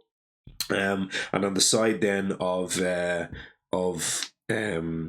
Breath, we can continue gaining cards, I believe. And just letting stuff escape and back in here, if that's the way we want to go about doing that. Yeah, I think it should be okay.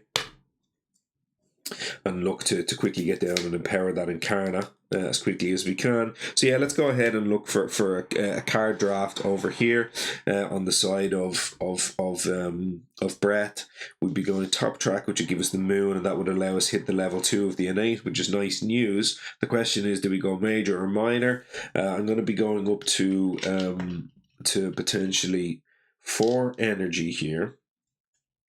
We said we want to play this, and that will give us the animal that we need. So yeah, I'm going to go major, and then we'll see where we land on the next turn. If I can't play it this turn, I can look to potentially line it up next turn. So let's go ahead and draft a major here with Brett. So 1, 2, 3, 4. We did say this would be a major game, so let's see. Cleansing Floods, it's not it. Other Dread, Curse and Ball, that could be quite interesting. Unrelenting Growth, and Instruments of Their Own Ruin. So we fit 2 very, very high high power cards here, and then we fit 1 really nice card for us. So let's just have a quick look here and see what's facing us down here. So first of all, we've got a Curse of Dread and Bone, which is range 1 from Sacred Site, so we'd have to form 1 of them, and that would be okay. We can do for each blight in or adjacent to target land, and that's probably going to be a handful on the board right now. We can add basically Badlands, Disease, or Strife. And then we can do some fear and some damage. So that can be like, for example, if there's like 3 blight around a land, we could add 3 Badlands and then deal a damage, and we can do like 4 damage, something like that. And then if I have the threshold, which I will be able to hit this turn, if I have play this with Reach from the Infinite Darkness, it will be for each type of token you add 1 more within range 1, and then 1 damage in an adjacent land. And that looks really, really, really nice for us right now, because that's a pretty sweet thing. So we can add, like, basically 1 of each, Actually, no, yeah, there's no limit. It's just max 3 of each. So if I do that into a land with like a bunch of adjacent blight, in or adjacent to target land, 1, 2, 3, 4. So yeah, I'm just looking at the board here, and there's a land I can see that has, basically 4 will be the number. I can add like 2 bad lands and 1 disease and 1 strife or something, and then like deal some damage, and then you know put some of that stuff in adjacent lands. So yeah, I see some really nice implications for that card on the board right now. So I'm going to take it. I do have 2 other really cool cards here. So let's take the other Curse of Dread and Bone. I've got Unrelenting Growth and Instruments of Their Own Ruin. Unrelenting Growth is a very powerful card with Volcano. Of course, it lets you to Volcano get extra presence onto the board, but that's uninteresting, and that's not as fun as other Accursed Dread and Bone. And as I've said before, I like to get cards on the show that don't get to shine under normal circumstances. And everybody knows Unrelenting Growth. It's a good card, clearly, of course. Here, it's a very strong card, but right now that's not what I'm looking to do. I'm looking to order Curses of Dreads and Bones and all sorts of things. So we're taking that. I get to forget a card, and I'll forget one of my cards over here in my forget pile. Probably Lands of Haunts and Embers, although that now probably starts comboing with other Cursed Dread and Bone, so that's probably not bad. Bat Scout, Swallowed by the Endless Dark, is a good one potentially for a little bit later on. I think I will.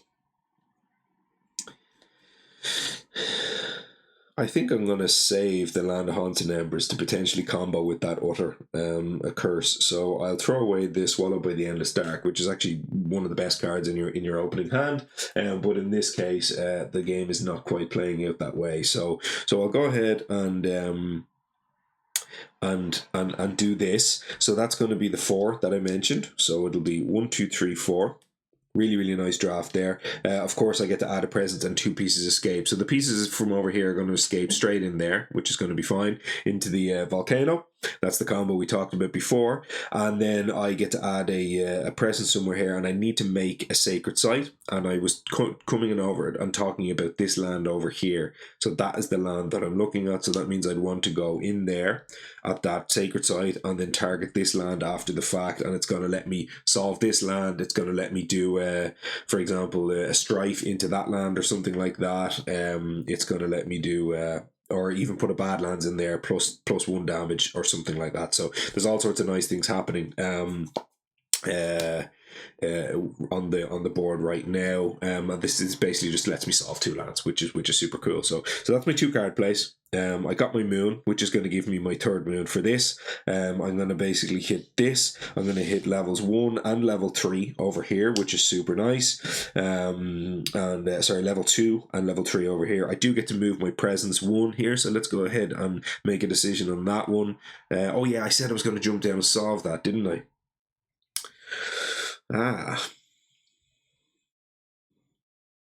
That sort of changes that a little bit. Unfortunately, I can't get that over into that land, because that would be really nice if I could do that, but unfortunately, it doesn't let me do that.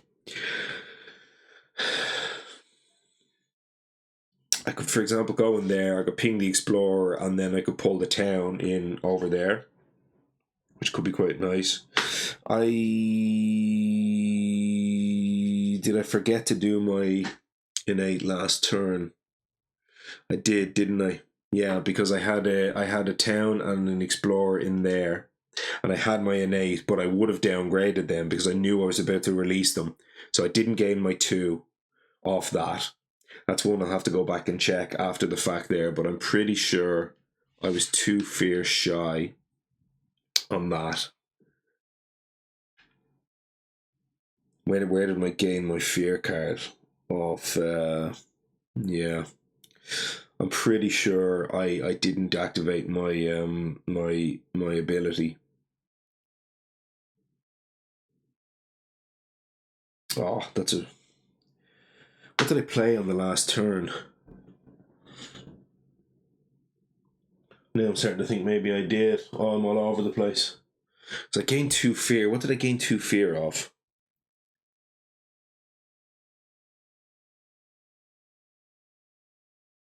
You know what? Maybe I did gain 2 fear. But I should have been able to downgrade those invaders. So okay, I'll put the 2 fear back because I don't want to win a game with 2 extra fear. So I might have gained that extra 2 fear. I might have gained the 2 fear, but I certainly didn't downgrade the invaders. So what I would have done in that case is, because I knew I was going to release them, I would have downgraded both, which meant basically the explorer goes away and the town gets downgraded to an explorer. And then now when I do this, that's going to go back in there. So at the very minimum, now I'm either at parity where I should have been, or I'm 2 fear behind. But the 2 fear behind isn't a big deal. I would rather that than the other way around. So that's okay. Yeah, I'm going to get to do these, and hopefully I won't make a mess of my innates this time. On the side of Volcano over here, then I hit my level 1, which is all we care about, and I'll hit my level 1 of that one over on that side as well. We've paid for all of our things. I placed my presents, placed all of our presents, so we're good to go. So now what I have is, I said I want to be able to skip this land with this paralyzing fright. So that means I need to abduct one of my presents. Abduct up to 2 presents of any spirits with their permission. So I'll take one of Volcano's. That goes in there. And I will take one of my presents, which can be... sorry. God, I forgot about moving this. So where did I say I wanted to put that? I'm going to get to go ping, and then I'm going to get to go ping again. We said we'd solve this by the other Curse of Dread and Bone. But I don't really want to have to solve this with the Dread and Bone. So instead, because that means adding Strife, and I don't want to add Strife right now. So I'll go jump in here, ping this for 1 and kill it, and then move. Move in there with that. That's fine. I haven't activated my innate yet. That's okay. So we're fine on all this. Now, next thing I'm doing is I'm doing the Reach from Infinite Darkness, which is going to be take one of Volcano's presents, and it's going to take one of my presents, because I want them to come back rather than invaders. So that's going to be okay. So we'll do both of those things, and my presents that I'm going to take is going to be probably keep that one over there just in case I need to do something with that. So let's, I think, remove this. I think that one is okay. So that goes also in there. We both get +1. Oh, that's nice actually. So that can potentially give me a +1 on the other Curse of Dread and Bone. So that could be good. Okay. So we will. Now we'll go ahead and resolve things. So I'll go innate powers, ping here in 1, that's dead. Then move in here, and then on the second level of the innate, I'll ping this, and that goes into the endless dark. So that's the innate done. Now, that's back here. I don't know why that was over there. That's fine. Now. All that's okay on that side of the board, so we're good on that side. And as I'm doing this, I'll just quickly put up the Reach from the Infinite Darkness card. I'm not sure whether I showed it last time out, but I'll just show it there quickly while I'm going over onto the side of Volcano. So on the side of Volcano, then what I will do is I have +1 range, and I have 3 presents in this land. So I'll go ahead and I'll Paralyzing Fright with 2 extra range, because of my Volcanic Peaks Tower over the landscape, and I will do 4 fear, but I'm also going to threshold it, which is 8 fear. So that's a whole fear card in there, and I will skip all actions in this land because that's range 3. 1, 2, 3. So we're good to go on that. Second thing I'm going to do is I'm going to go Pyroclastic Bombardment into that land, and I'll bring up the Pyroclastic Bombardment now. I've paid for it. I'll just put that to the side, and I'll show you what I'm doing with the bombardment here. So I'm going Bombardment into this land, which is going to be 1 damage to each building and each to hand. So I've 1, 2, 3 buildings in there. That's 3 damage. This is the way I resolve this card, by the way. I just kind of count up the damage and then I add it all together instead of going and pinging each individual building. You'll see.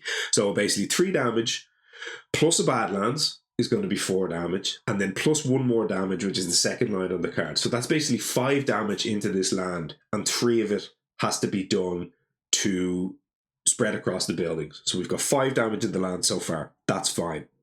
Now, what next thing I'm going to do is I'm going to activate my my first level of my innate here, which I'll bring up now and show. And that's going to be, I'm going to sacrifice 2 presents in this land. So they're gone. And I'm going to basically deal 2 damage into my land here, which is going to get a bad land. So that's going to be 1 more. So that's killing 1 city. And then I'm going to deal 2 damage into this land, but then this land has a bad land, so that's going to be 3 more damage into that land. So just counting up everything, it was first of all the pyroclastic bombardment, that was 5, and then the second thing was the explosive eruption, which is 3 more. That's 8 total damage, and that can be spread across basically all invaders at this point, because the second thing I did with the explosive eruption, that can just be spread anywhere. So 8 total damage into the land, and that's going to be 3, 5, 7, 8, which is going to kill all of that and leave a single explorer behind, and hopefully we don't get edge cased on that one. That's that solved, and then this is going to kill 2, 4, 5, 6 fear. 3, 6.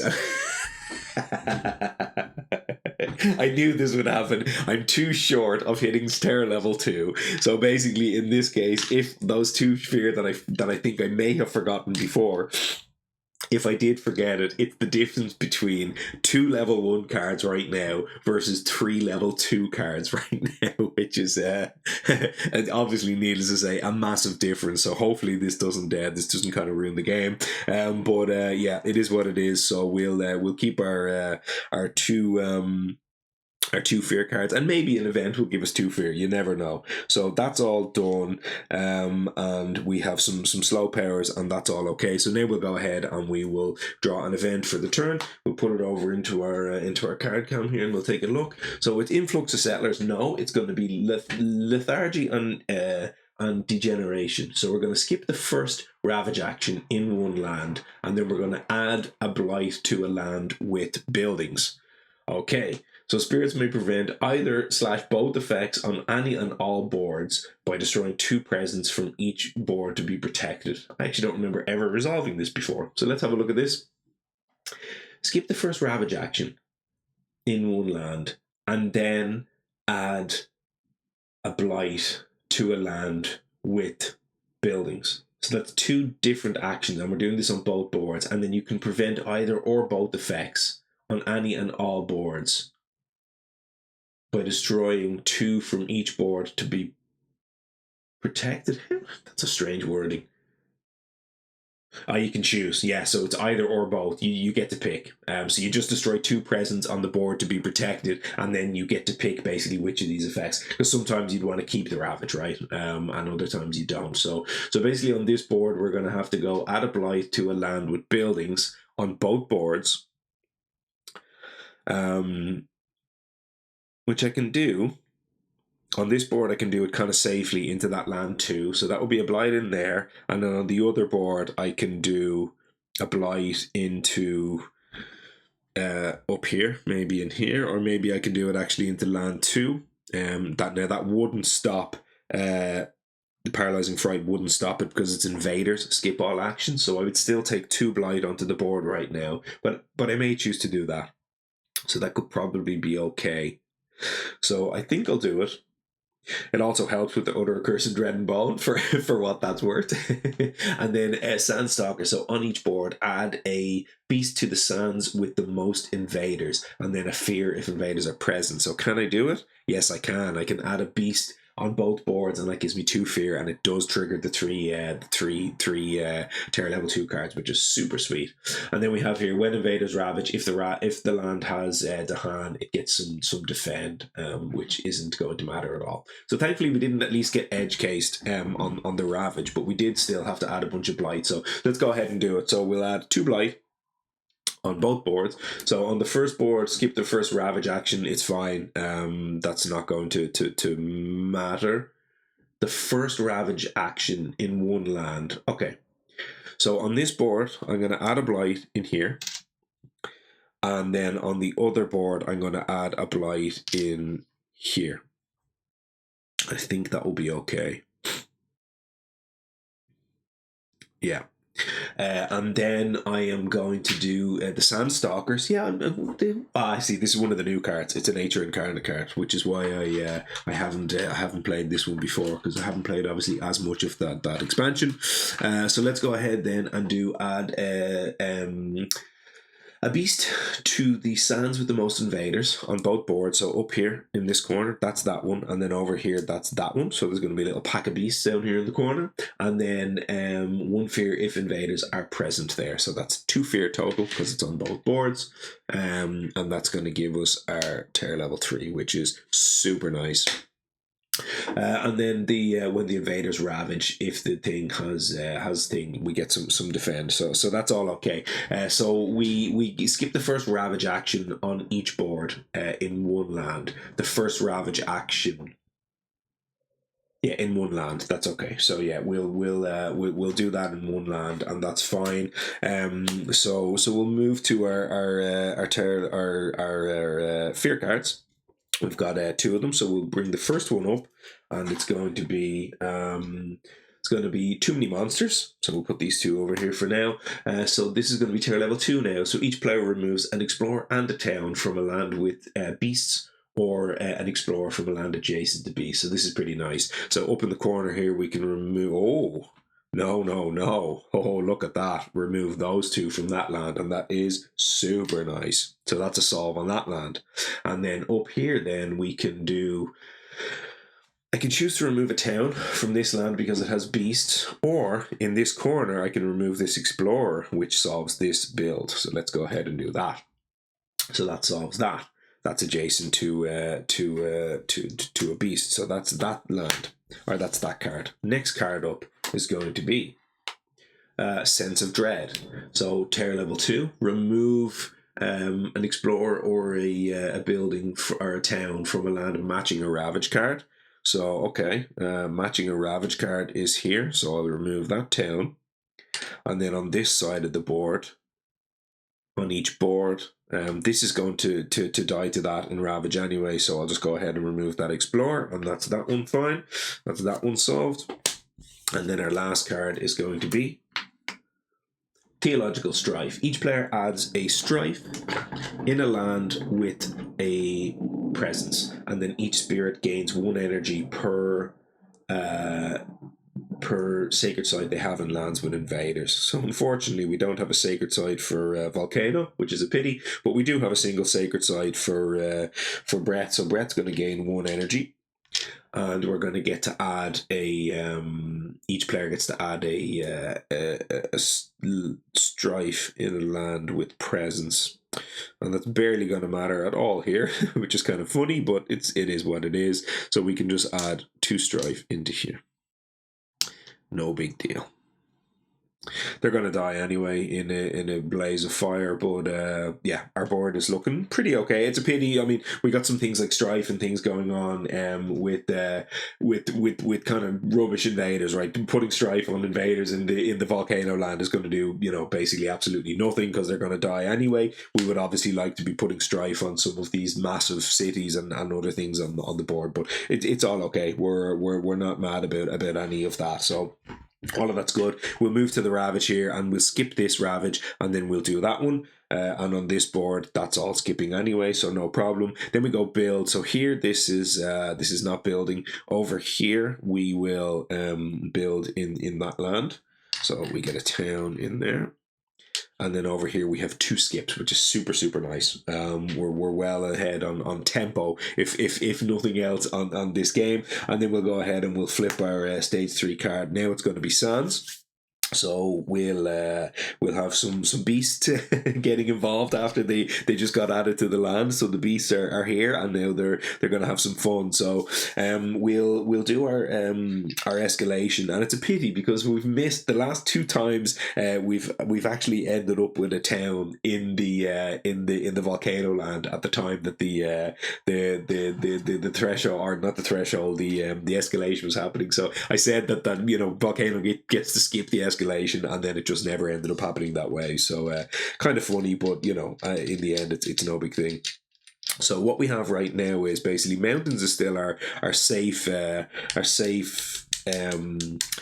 terrain, but all of our mountains have buildings, have towns, so we can't escalate into them, but that's fine because we also just got rid of our jungles. So we'll go ahead right now and we'll put that one in there because it's without a town, not a building. So we can safely put that in that land over on that board. And then on this board, we basically just pick one, and that's going to be that one. It's easy. It's got a Badlands in it. And then we explore, sorry. So let's explore now. And we go explore,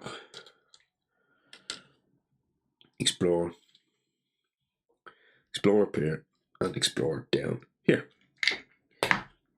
Move along our invader cards, and we'll go to our slow phase. So on the side of Volcano, we re-add one of our presents. They're still both destroyed, and then everything else is done on the side of Volcano. Easy. So they're gone, and we'll most likely be looking to reclaim then. In that case, we go Volcano, and that is more or less okay. And then on the side then of Breath, we will we'll be looking at the Order of Cursed Dread and Bone, and of course the loss in the Endless Dark. So right now we get to go 1 fear per invader, which will be 1 only in this case. And then we get to you may downgrade the invader. Now this time I'm not going to downgrade the invader. I'm going to leave it there because I'm not going to have to get that to come out of the Endless Dark this time. So I will add a beast as the second part of this innate into the Endless Dark, and that's that resolve. Now we've got the Order of Cursed Dread and Bone, and remember this is thresholded here, so range 2 from a Sacred Site because I've got a bonus range. I can do for each blight in or adjacent to target land. So if I come over here and I start looking at a land like this, that's 1, 2, 3, 4, 5. So I could get basically 5 triggers on that, which could put a bunch of Badlands in there, but that's not really doing anything. Like I want to get Badlands out on this board. If I do it in here, I can get basically, that's 4 triggers, which is still pretty good, but it actually solves a land as opposed to not doing anything over there. So we've got to be doing that. So if I target this land, which is the one I was originally going to target anyway, this could be 4. I could trigger it 4 times. I'm just wondering, can I come over here and trigger it in here? If I do it in here, that's going to be only 3 blight that counts towards this. So I'm just wondering, what I could do in this case is I could go target this with the 3 blight, and then I could go add 3 Badlands, and then deal 1 damage, which would kill the 2 towns, but not the Explorer. So bear with me. If I do that, then I also get the trigger for each type of token you added, add 1 more within 1. So in this case, I'd only get the Badlands, but that's okay. I could add a Badlands in here at range 1, and then deal 1 damage in there, which would kill that town, and that would solve that town as well. Again, assuming we're not going to get edge cased here.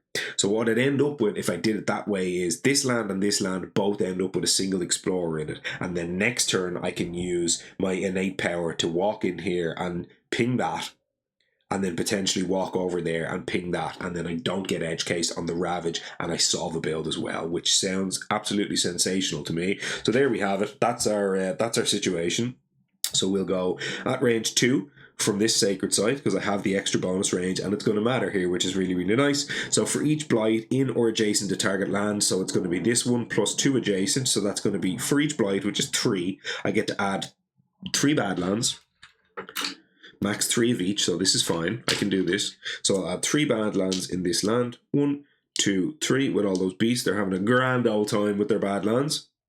And then I will do 2 fear, and then 1 damage, which is going to be 4 total damage, which kills them 2 buildings, and that deals 2 more fear. And then, because I have the trigger, basically for each token type that I added, put 1 more in next door, and then I'll do, last line of text is 1 damage in an adjacent land, 1 damage in there, which kills that town, and that's 1 more fear.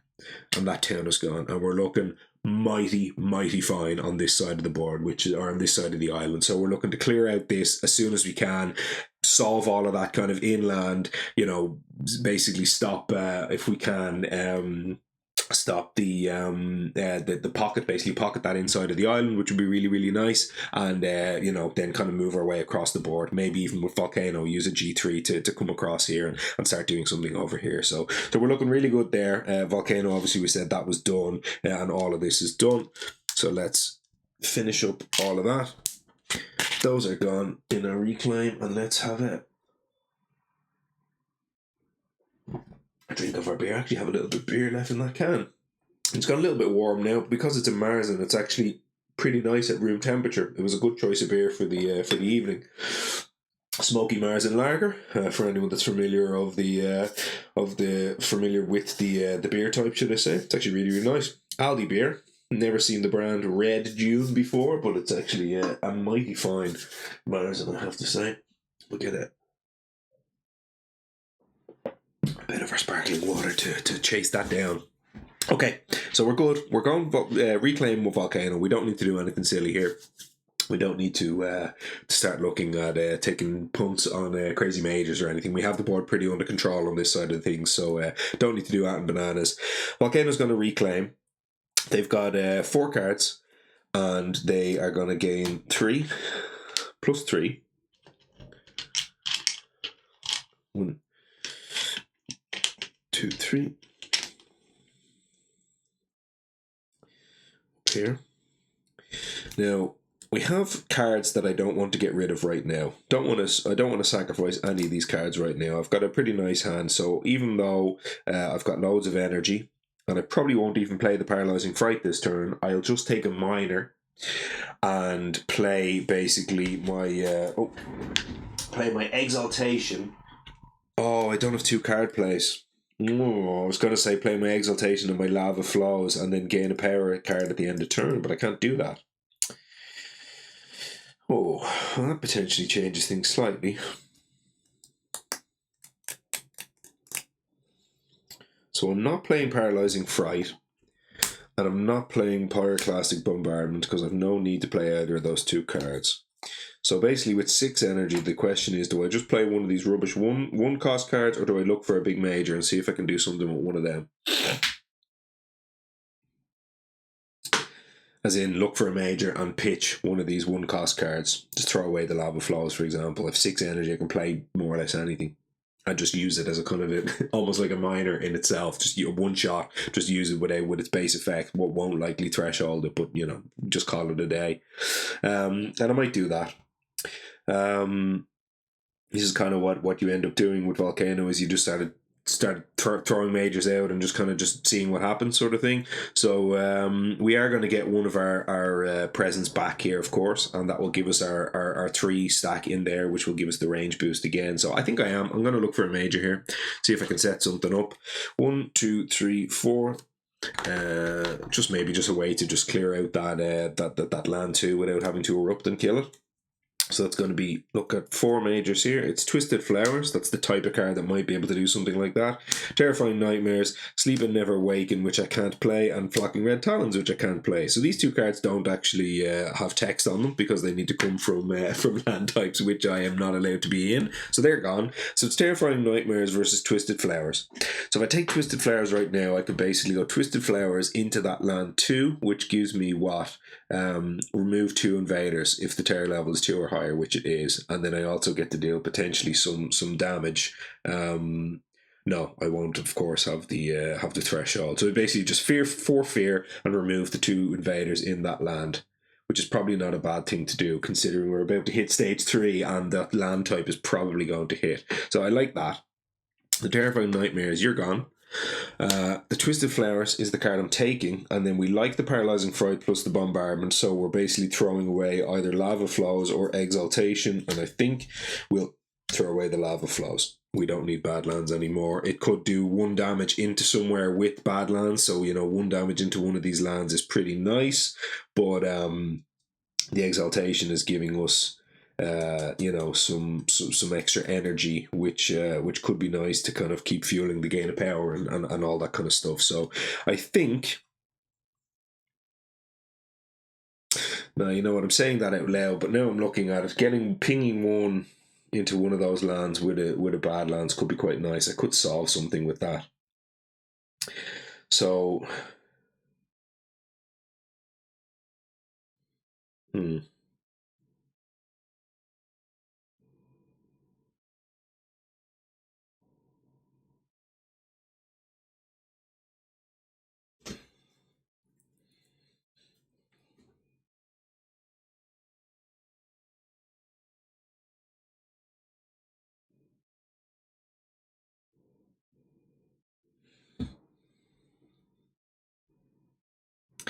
yeah. Yeah, I think we're at the point in the game where that lava flows might matter. Let's throw away the exaltation. Good card. Don't often forget it, but here we are. And I'll take the twisted flowers. 3 plus 2. And then we've one in the pool. So we play that. It's going to be a bunch of fear and get rid of some stuff off the board, which either could get rid of the horrible stuff in the mountain, or could maybe solve one of these other lands. So it could be quite nice. So that's the twisted flowers. I won't have my innate this turn, so I won't actually get to clear that inland. Oh, there's a thing that I didn't think of.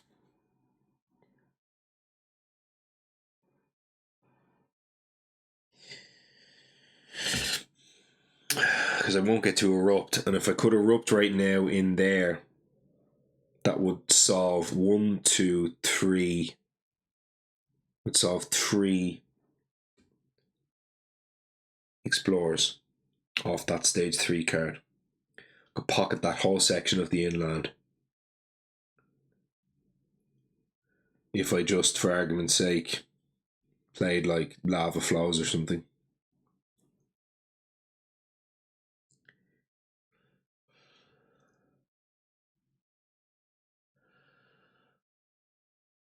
What I can do right now.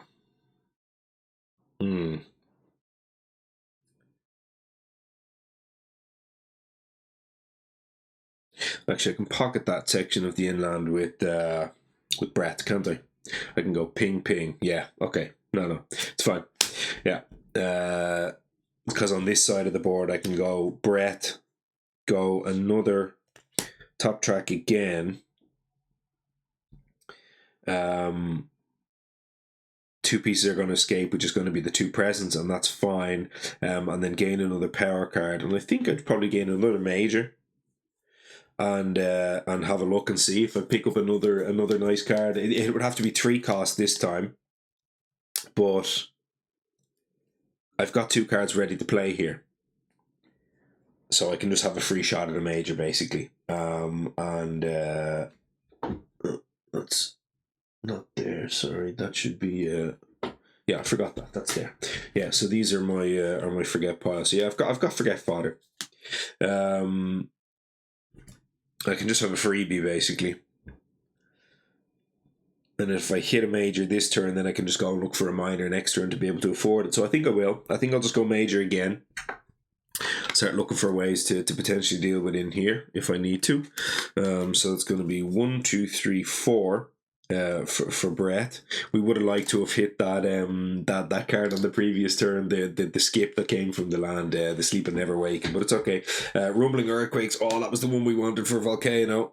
We did this deal in the wrong order. We've got Unleash a Torrent of Cell Phone's Essence, which is a super cool card. We won't be able to threshold though. We've got Sea Monsters and we've got Accelerated Rot. We're not going to be able to threshold any of these. We will be able to play Unleash a Torrent of the Self-Own Essence if I draw it this turn, but I won't be able to then hit my level 3 of my innate.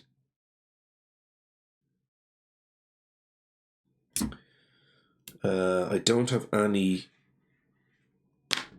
water cards to threshold Sea Monsters. I can't play it either, so we'll be going top track here and we'll be gaining 3 energy. So Unleash is the best card, obviously. As in, energy-wise and all the rest of it. I'm not going to be able to threshold this. I'm not even remotely close to it, but that's okay. But if I went in somewhere and just did like... Yeah, no, because Unleash doesn't work. If I can't threshold it, I don't have really the energy economy right now for Unleash. So I think these are all duds. I think I might just throw these away here and call it a day. It's a pity. The rumbling earthquakes, obviously on Volcano side, would have been the nuts. But that's okay. Any of the rest of these in any way interesting to me? Because next turn, then trying to get to empower the Incarna could take like, you know, a minor plus what, like accelerated rot. It's not really exciting for me, is it? It's pinging off something. I mean, nah. You're just gonna want to keep churning through and sort of hitting your innates and all that sort of stuff, I think, here, as opposed to anything else. I want to unlock that Empower the Incarna, and then I think I might go to the bottom track and hit that third card play, so I can level up both sides of my stuff here. So I think, do I take the Unleash because it gives me a moon at least? It's none of these big hitters here. We'll just have a little look at Unleash in the card cam here. It gives me a moon. That's the only thing it does. I mean, moon is still really good for this spirit, but it needs, because I'm not hitting the threshold, I'm going to need a way to generate a lot of energy, and I don't really have that at the moment as such. I could do it like a bottom track next turn or something. Go bottom track to gain an extra 2 energy. That will give me 5. I'd have 2 in the pool, so that would give me 7. So I could basically go somewhere and deal 5 damage, which isn't that exciting really. In theory, I guess it could solve me this land over here, because that's going to build a city, and then that will be a solve, which isn't nothing. But if that explores on the sands as part of the stage 3, then it won't solve that land. Just to be clear what I said there, I'm basically gaining 4 energy this turn. I'm going to do that so it's clear what I'm doing. So it'll be 2 in there, 2 in the pool, and then what I was saying was I could go next turn, go G3 instead of G2, which would give me a boost of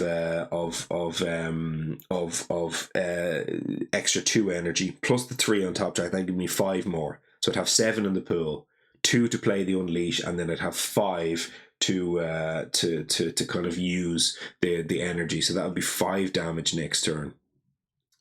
Which 5 damage in that land, if it explores, is not going to be enough. I mean, admittedly, I guess I could use my innate as well. No, because I won't have the beast. So no, that's all nonsense. I think I'm just throwing those 2 cards away, or throwing that thing. I call it a freebie, and I just don't take any of them, because the rest of my hand is pretty good. So we're fine. We'll play these 2, and then I'll just reclaim next turn. So we're good to go. So there are my 2 card plays. That's going to give me again the level 2 over here, and it's going to give me again only the level 1 this time, not the level 3, and we're okay. 2 pieces escape, so we get this one come out, and that goes in there, and then this one can come out, and it can go somewhere.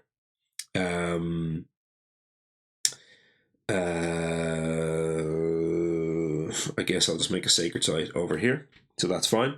And then I will be placing a presence at range 3, and it's going to matter, I think, for my two cards here. So one of them is going to be that strife card that we talked about before. So where will I need strife? In here, maybe. So this will be what? Add a strife per terror level. Yeah, that's where we're going. In there. Adding a strife per terror level in there is going to be beautiful. So that's going to be good. Again, hopefully the what am I doing here? I should be back on this. Hopefully the explorer doesn't go on sands, and then that'll solve that whole land, and otherwise I will have to figure another way, and that's okay. On this side of the board, then this is going to be add and moving the Incarna to a land somewhere, but we'll figure that out in the slow phase. So that's all good. We have 2 levels on this, and what we're going to do is push in here first. So we know we want to solve that land, and then I think we go ahead and we then solve that land as well. So that's the approach we're taking on that side of things. We've already taken our approach on this side of things, which means no innates hit, and that's all okay. So let's go ahead quickly and then resolve this, which is going to be ping in here and deal 4 damage, but it's okay. That dies and it goes in there, and then we move this across, and then we ping that one for 1 as well. And again, it's going to go into there. So we've resolved both of that. We, of course, did move the presence across, so we did that too. So that's all done.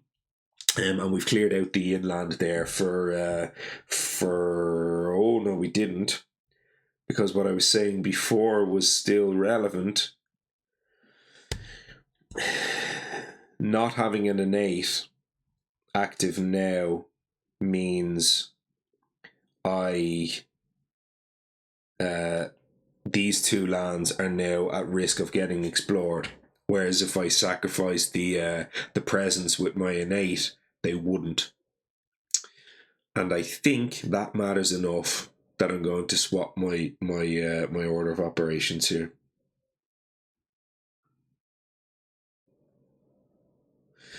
So it would be essentially play the lava flows, don't play the twisting flowers.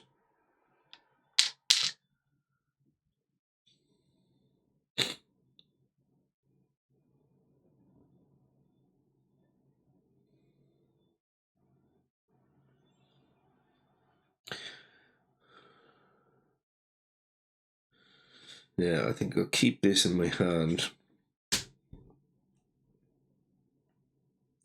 Play the lava flows for 1. This is going to matter because it now allows me to kind of clear out and stop a lot of explorers and builds and all sorts of things happening. So this has got to be good. But what it does mean I can do now is I can reverse this slightly, and I can so instead of jumping in there and pinging this town, I'll put that town back there, and then I will jump myself with him in there, and then I'll ping this explorer to solve the edge case that we talked about before. So that's fine. Edge case is solved. Now on this side of things, I can erupt with my volcanic eruption, and I'll sacrifice 2, and they'll both die. That's going to deal 2 damage in there, plus 1 is 3 damage, so it's going to kill all of this. And those strife go away. Those 2 invaders die, and then I get 1 more fear from that, and then I go in here and I deal 1 damage to this, which are 2 damage plus a Badlands, but that's fine. And that gives me another 1 fear, and that's going to give me a fear card. So now we've cleared out the whole inland on this side of the board, and we only have basically 1 land to kind of worry about over here at the moment, which is pretty nice. So so that's all there. And that's done. So you're gone, and this is all ready and waiting for later on. So we're all good. Let's go ahead and flip an event. Our event is going to be promising farmland. No, it won't. It's going to be new cash crops take hold. So invaders immediately ravage in 1 terrain type, not showing under any invader action. Okay, not in love with that. Let's have a look. And then spirits may prevent this on any boards by destroying something. So we have basically jungles, which will ravage in 1 land with a blight already in it, or we'll have a mountains ravage, which is a non-starter.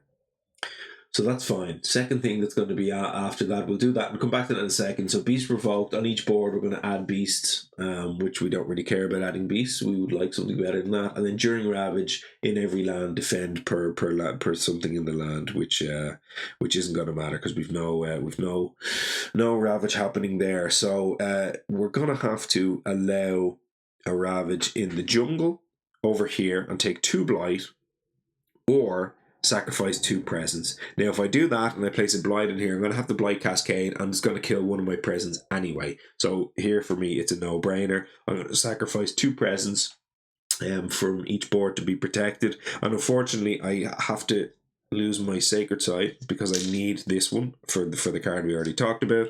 So let's go ahead and sacrifice 2 of them to prevent that happening on that side of the board.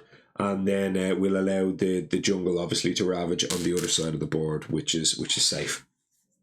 So we're good to go on that. The beast provoke, then we're going to add some beasts. So on each board, add a beast to a land without blight that has towns. So over here, without blight that has towns is no, and then without blight that has towns is over here, actually in there, and that's going to be really nice, because that will actually help prevent a Sands Explorer from hurting us. So we're good there. It's also going to generate an extra fear, so that's all good. And then finally ravage, that last step doesn't matter at all, so we're good on the event is finished. And we'll go ahead and resolve our fear card now, which is going to be Fear the Unseen. So each player removes an explorer or a town from a land with presence.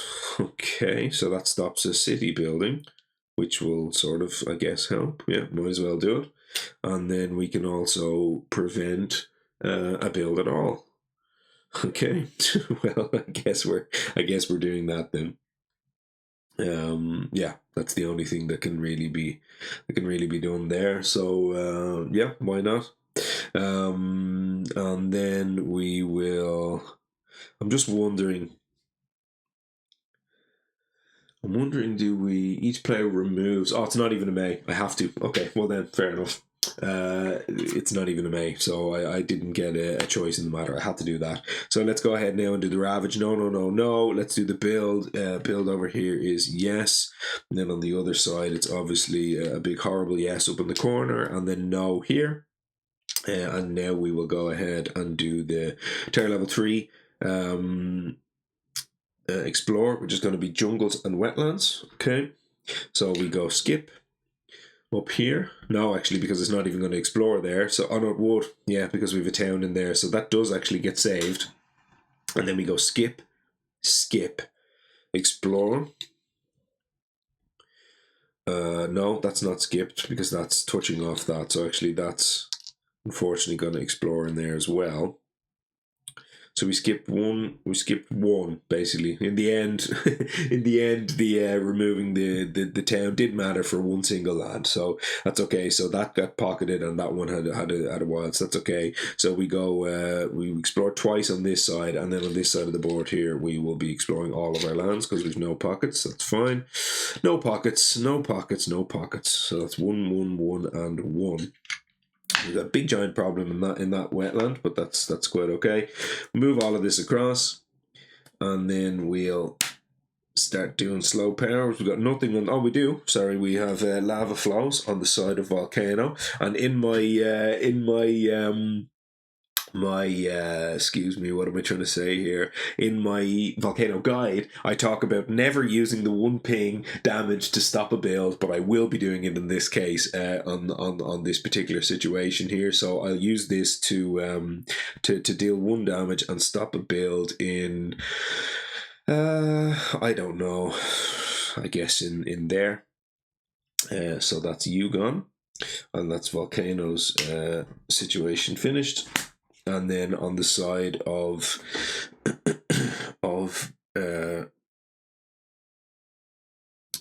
Brett, I have a card that can let me add strife at range 0. So I think in this case I'm going to do something that I'm not sure I've ever done before, which is targeted this Endless Dark. So spirits can't target even if they have presence.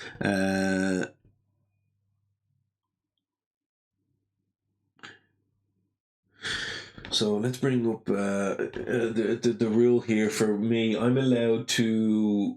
Your land targeting pairs can target it as if it were a land, ignoring range. Yeah, exactly. So that's the one that I was checking there. So I can target this place, which I never ever do as Breath, because I just don't think it's very rarely that useful. But in this case, it looks like it will be. So in here, I can go if beasts are present, fear, and add a strife. So that'll be 1 fear and add a strife in there.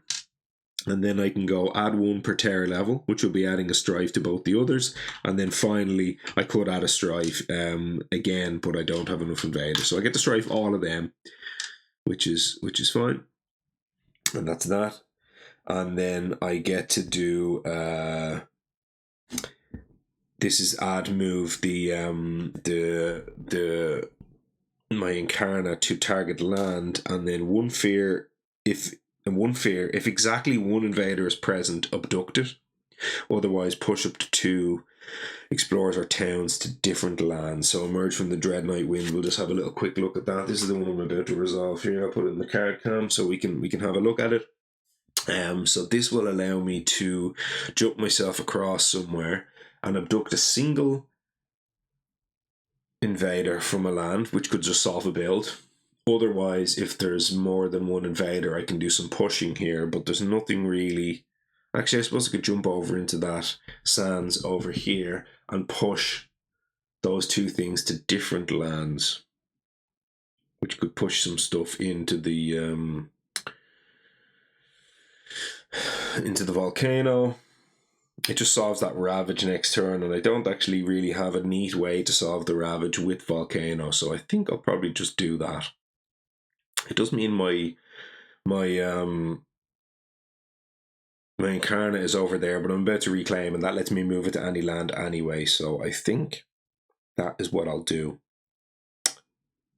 And then I can use it to jump over here, and then I can use it to solve 2 builds or something anyway. So it's either solving 2 builds or it's going over and solving that ravage. And right now I'd like to solve ravages if I can. So yeah, so let's go ahead and resolve this, which is add my incarnate, or add it to target land, and that target land is anywhere on the board. You don't need to have range for that, which is quite nice. So I will do 1 fear, and then if exactly 1 invader is present, it's not. Otherwise, push up to 2 things to different lands. So I'll push my my town in there and push my explorer in there, and then I can push up to 2 Dahan, and do I want to push those 2 Dahan? Maybe I'll push them in there just in case something happens and that jungle gets to ravage at some point. So let's go ahead and push them in there. Actually, you know what? No, we'll keep them in there, but just in case that explores again, and then I want to defend that land somehow or do something with it. So no, I'll leave those 2 to hand in there. They're fine as it is, and then I'll finally do my loss in the end is dark, which is going to be 3 fear from those explorers, and they're about to all escape. So I'm going to downgrade all 3 of them. So putting the stuff on them didn't even matter, but I couldn't do it anywhere else anyway. So ultimately, those 3 strife didn't make any difference. So they're gone. That's all gone. This is all gone into my discard pile, and that's all ready to reclaim. So I'll put it back here for now. All that's back. All that's back. All that's back. Volcano's back there. We didn't get to do our regrow with the volcano, which is unfortunate. But we're ready to start kind of getting moving a little bit with volcano now. We've got a bunch of presents. So what I might do with volcano is.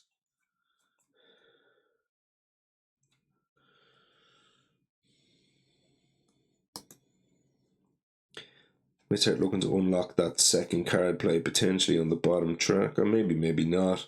Paralyzing Fright right now, plus Twisting Flowers. Is that something interesting? Pyroclastic Bombardment again, it's not really doing it for me.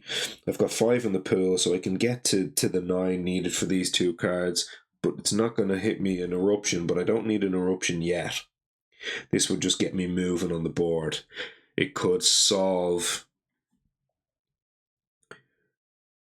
that ravage potentially. 1, 2, 3. If I do the same trick I did last time, if I go double grow, add a presence, I've got what? If I take from there, that's the 4 that I need, and then go from bottom track as well, potentially.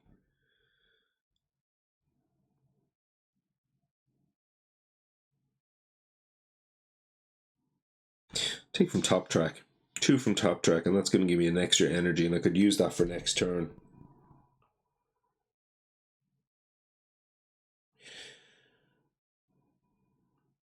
No, do it this way.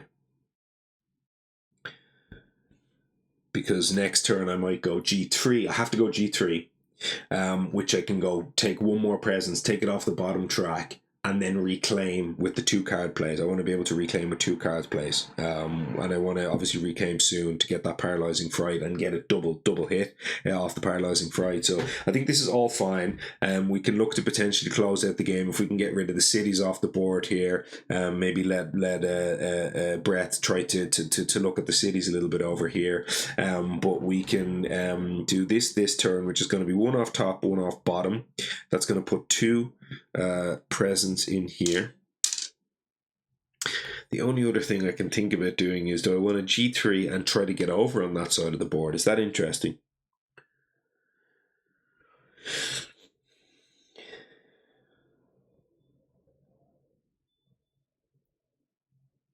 It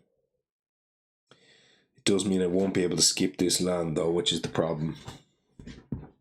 And I think that's enough of a... I want to be able to solve that double blight. The blight cascade over there is a big problem. So no, I want to do it this way. So let's go ahead and do that. We'll take our 4 energy here, which is going to be 3 plus 1. That's going to pay for paralyzing fright. That's going to pay for twisting flowers. They're both going to be fine. And again, this twisting flowers can let me do that at range 3 as well, which could be quite nice. And take out take out maybe a city or something that way. So that's it on that side of the board. We will be able to hit the bottom or regrow this time. On the side of breath, we're going to go reclaim. All the pieces are going to escape, so this beast is going to escape somewhere. And I mean, why not just let it go in there? It might do a beast damage, so that could be quite nice. I get to move the incarnate to any land. So first I could do that. So where my incarnate is going where? We'll put that there for now because that lets that go anywhere. I could put the incarnate down first, then let the beast escape, but I don't necessarily think I'm going to do that. So right now I'm going to gain 3 from here, which can let me play the Utter Accursed Dread and Bone again. And I think I probably want to play this as soon as I can and get it done and try to close out this game. So that will be Utter Accursed Dread and Bone, and then I basically have 3 options of my other 3 cards to be able to hit the we said we want to play the Reach. So they're the 2 cards. That's the combo we played the last time. So being able to play those 2 cards again would cost me 4 here. And then Utter Accursed Dread and Bone this time, again, we would go something like, use it to solve, I don't know, like maybe this land, 1, 2, 3. So put three bad lands in there, plus ping or something like that. Then next turn we can bombardment across in there, which could be quite nice. Range 2 plus 1 will be range 3. Yeah, so we could potentially do that. So I think that's not bad. Yeah. Okay. So that's good. We need a sacred site for range 1. Oh, sacred site range 1. So this would give me, if I take 1 of my presents from the reach, that will give me range 2. It wouldn't actually let me reach that land with the Utter Accursed Dread and Bone. Oh. I've also just noticed something. I can't reach from Infinite Darkness with Volcano over across into that land, because if I can't do the combo I said. If I take 1 presence from here, I won't have the 3 from the other one. But what I can do is take 2 presents from Volcano, put the 2 presents in there, then he would get range 2. Each spirit's so basically give Volcano a double +1 reach from this, and then I could get my Incarna back over into this land, which could give me the Utter Accursed Dread and Bone in next door. So I think I figured a way to do it that way. It does mean I'm not gonna get to solve 2 builds if I do that, but I think it's still okay. So let's go ahead and do it like that. So I basically need to go, the Incarna jumps into this land. I think this is it. So yeah, the Incarna jumps in there. And then I will... Yeah, because I can solve either this land or this land, so it's fine. Okay, so Incarnate jumps there, and then we get to place a beast, and the beast is going to be placed... I think I will place the beast in there. So that's fine. And then I will do... play those 2 cards, which is going to hit these. Move a presence on that track is not going to matter, so that's fine. And then over here I'll have this and this. Okay, and then on the volcano side we won't have an eruption, as we say, so we're all good. Okay, so we have a plan. So first thing is reach from infinite darkness. I'm going to take 2 volcanoes presence and I'm going to put them in there. That's going to give Volcano +2 range this turn for both the Twisted Flowers and the Paralyzing Fright, which is going to be nice. Next thing is I will use the breath innate, which is going to be ping this, put you in there, move in here. Second level, ping this, put you in there, and then move you in here. And that's going to give me my Sacred Sight for the other Accursed Dread and Bone in the slow phase. So that's done. Good to go there. Now, on this side of things, Volcano now doesn't have a Sacred Sight. This doesn't work. What am I talking about? How does this thing work again? Can I target from there? I doubt it. Isn't on the board. Yeah, no, this doesn't work. God damn it. No, this doesn't work at all.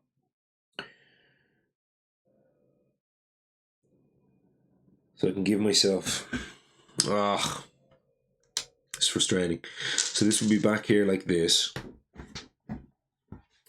So this is my whole turn actually undone. So I need to undo all of this turn because my plan doesn't work. So this goes back here. And I'm even back to my growth phase of Volcano because I can't do the thing I wanted to.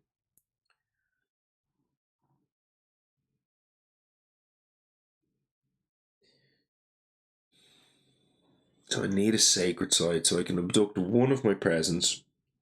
But that only gives me range 2 from that land, and that is not enough.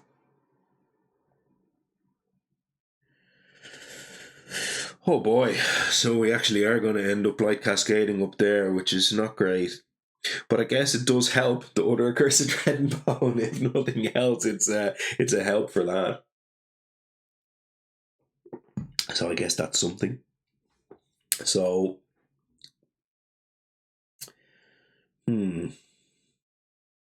so that's a Blight Cascade in the corner. Not great news, but we'll have to survive it.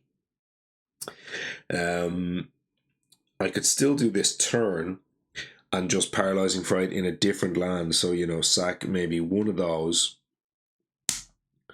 and then one of these. Not sack, obviously, but just put them up in there.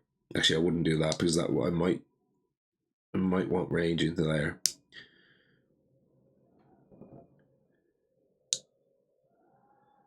Yeah, it's okay. So we take both of them basically.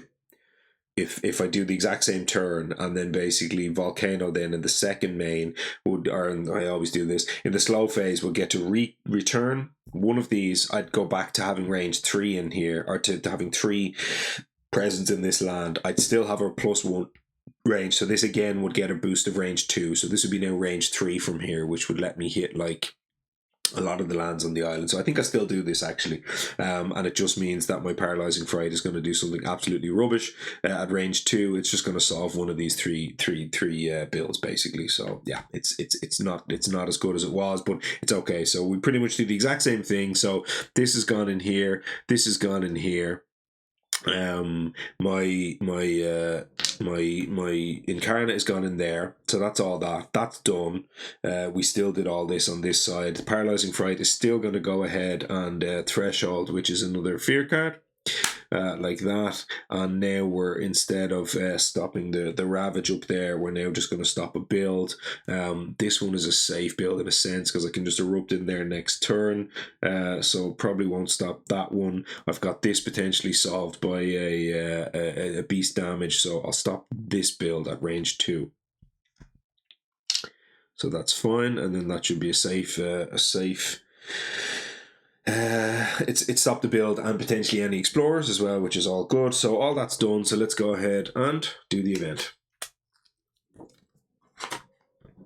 And the event looks like Fortune Seekers. No, it's not that one. It's going to be the land's bounty exhausted. So in lands without disease, or without, not disease, without presence, it only takes 1 damage to add blight.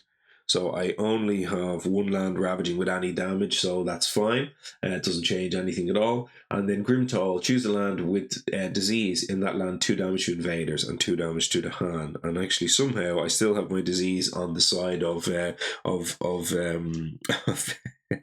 Volcano, so that gets to kill a building, which is quite nice. That's a fear. And then the each spirit with at least 2 tell the old stories. Each spirit with at least 2 Dahan among their lands, which is only breath. They get to reclaim a power card or regain a unique they previously forgot. And that is very, very nice, because I get to reclaim the unique that I really didn't enjoy having to throw away that time, and I'll get to put my Swallow by the end of start back in my hand. And I'm starting to really feel like that will be a card that I'd really like to have right about now. So that's amazing. I get to put that back in my hand. So all good there. That was a really nice event for us. Let's go ahead and do our fear card now. In this case, it's going to be spreading timidity. Each player chooses a different land to isolate. Also defend 2 in those lands. Okay, so I get to isolate this time, which is quite nice. So defend 2 isn't going to come up at all, but the isolate will, potentially. So next turn, I have jungles and wetlands ravaging. So we can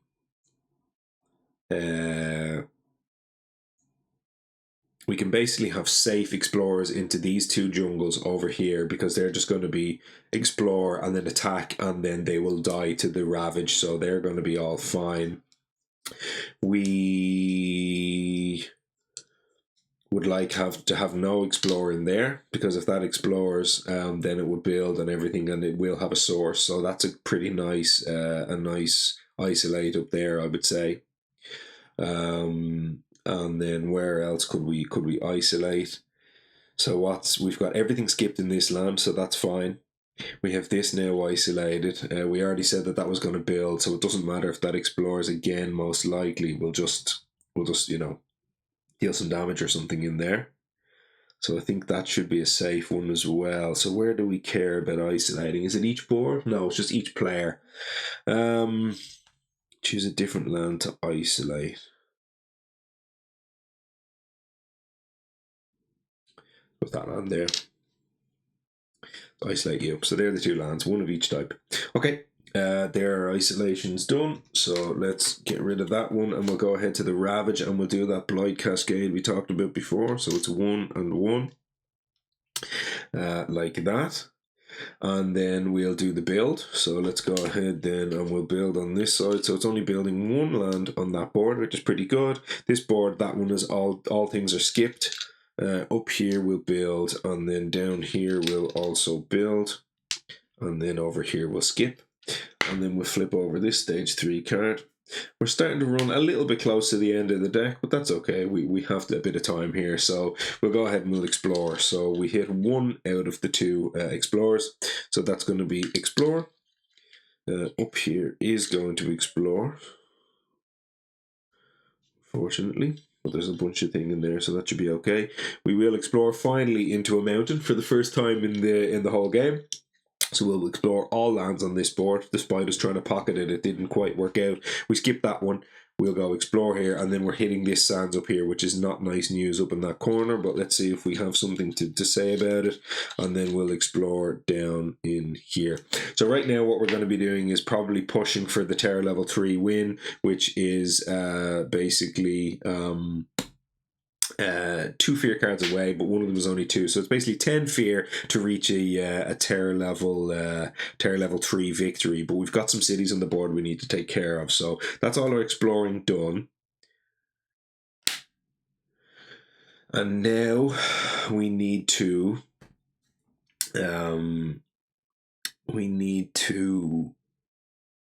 think. So how do we kill the last cities on the board? So here's a way to remove cities in 1 land. We have a fast way to get rid of that city next turn, So we can just pyroclastic bombardment, and that's fine. We did say if we do utter curse of dread and bone in that land, we can kill that city.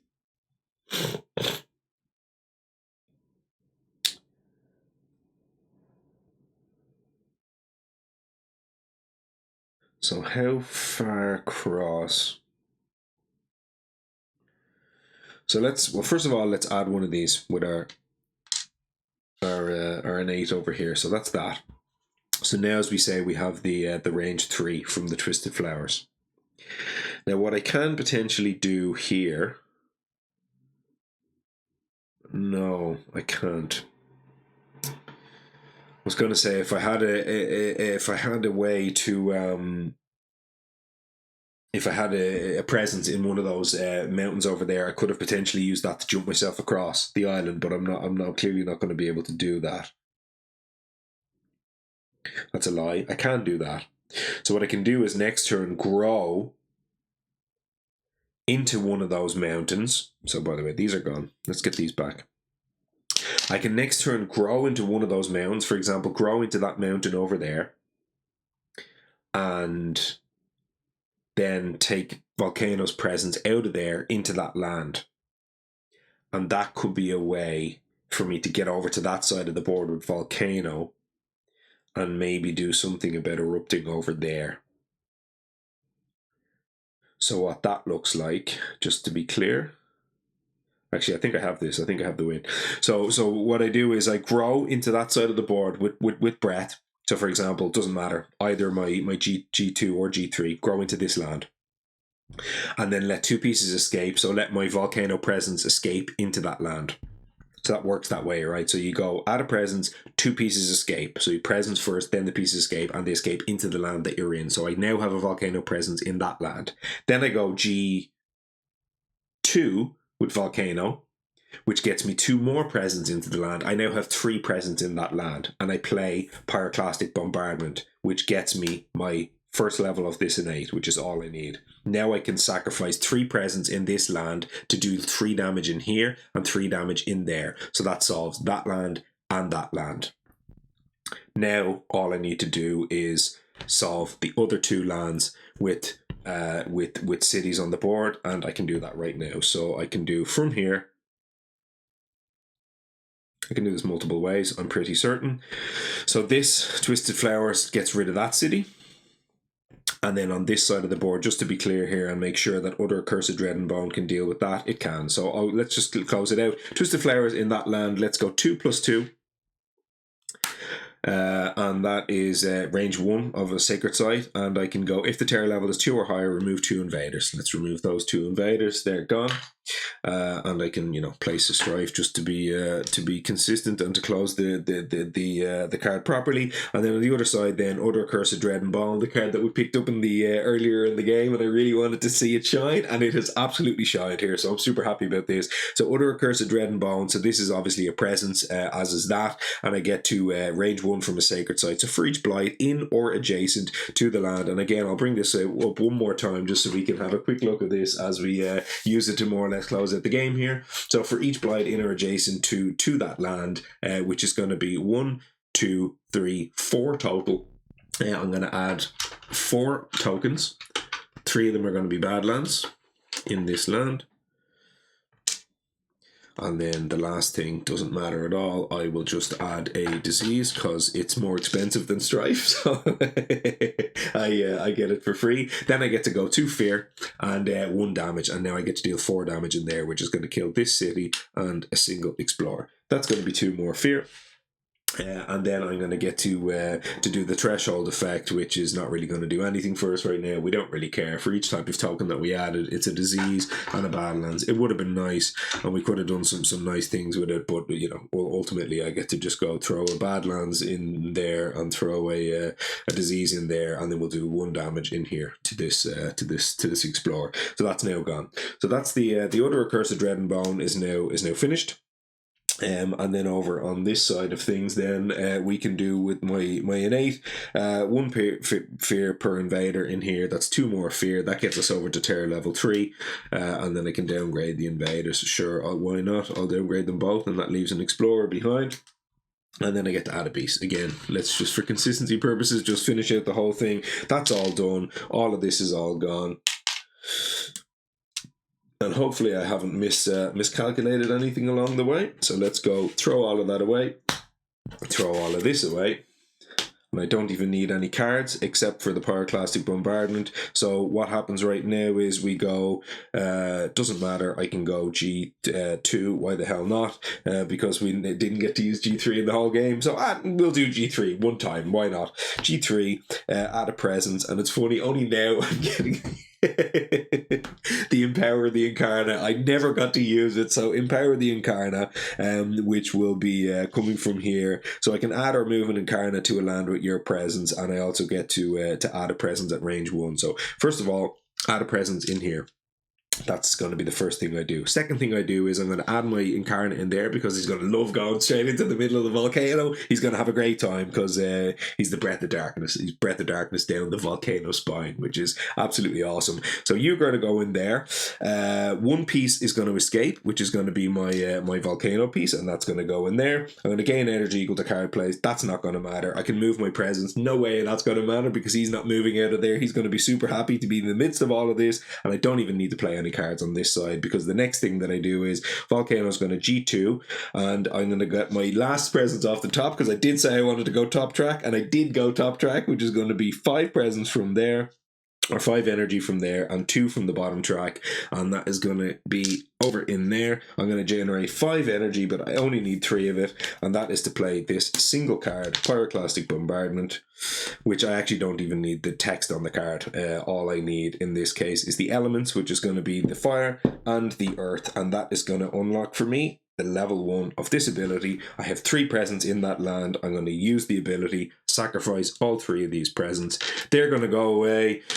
This city is going to get destroyed in the maw of the volcano, and I'm going to deal 3 damage into the land next to it, and they are both going to die. 4 more fear. The fear doesn't matter. The cities are gone, and that is a terror level 2 or terror level 3 victory.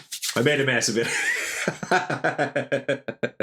I said the wrong thing. Pyroclastic Bombardment, you don't need to matter. You don't actually care. We could deal some damage in the sands. But again, we got there. That was it. Terror level 3 victory. Super, super, super happy. And I get to close it out with my last little bit of my my beautiful smoky Marzen beer. Well, really, really enjoyed that. What have we got on the clock? 2:45. Okay, I waffled for 15 minutes, so we're about 2.5 hours of gameplay, which is a significant improvement on the almost 4 from the previous thing. I also had to obviously spend some time at the start, explaining what was going on with the card cams. I waffled a little bit around with you doing the wrong event at the wrong time and all this kind of stuff. So it was probably more like maybe 2 hours 15, 2:20, which is ultimately still a little too high. I'd rather have that below 2 hours, and hopefully again as the weeks go by, I can get a little bit more comfortable with kind of all the where things are. And thankfully, at least my light didn't go off today, which is something. Although I did say at some point it looked like the light on the table in the camera, there was something happened where it did some kind of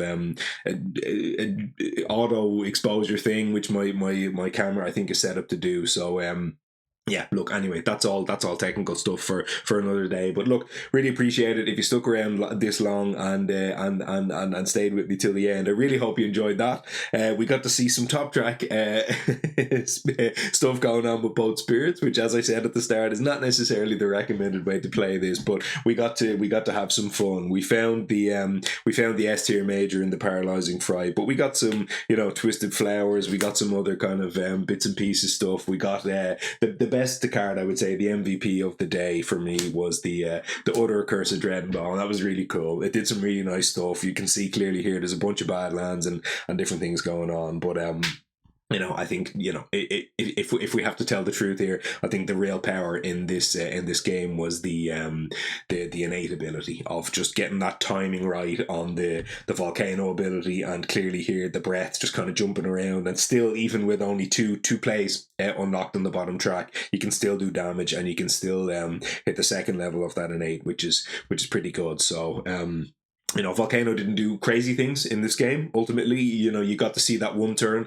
earlier on where I did the kind of the play pattern I talked about, which is kind of wait for the first land to explore, or to build, should I say, on your first explore step. Push them into the next land that's about to build. Let that all build up into a big sort of mess, and then you kind of go combine your bombardment with your eruption into that land. So that was quite nice. I was glad I got to get that on camera. That's the type of play pattern that you actually can use to beat 6/6s on your own. Volcano is capable, and I've done it against multiple 6/6 combos. I can't remember which ones, but I've beaten at least, I think, 2, and I got really, really close in another 2 as well. So this spirit is super, super strong. It's capable of winning into really high difficulties. It's capable of winning these games when the board goes to hell, which I talked about, which I really, really like about Volcano. It kind of plays a little bit like Vengeance in a way, which we saw a little bit of in this game as well. So look, that's it. Going to wrap it up there. We'll maybe pick it up a little bit more on the podcast in terms of a breakdown of what the spirits have done. I didn't intend to do it here, and I probably shouldn't have bothered because we've gone too long, but we're at the end now. One last final thank you to everybody who stuck around. If you did stick around and you enjoyed what you saw, please do like, and please do, of course, hit me up in the comments. I'd love to hear if what you think about the kind of the overlay and ignoring all of the mistakes and playing the wrong event and stuff that happened throughout the game. But look, if you liked stuff, please do let me know. And even more importantly, if you didn't, I'd love to hear it, because the feedback is what helps to kind of figure things out as I go, and I really make sure it's a product that people can enjoy. But look, that's it. As I say, thanks for being here. Hit the like, hit subscribe, hit your share, hit all that lovely good stuff, and let's help spread the word and get other people getting to watch and hopefully enjoy the content too. But that's it for now. Thanks so much. I'll see you on the podcast next time. Take it easy.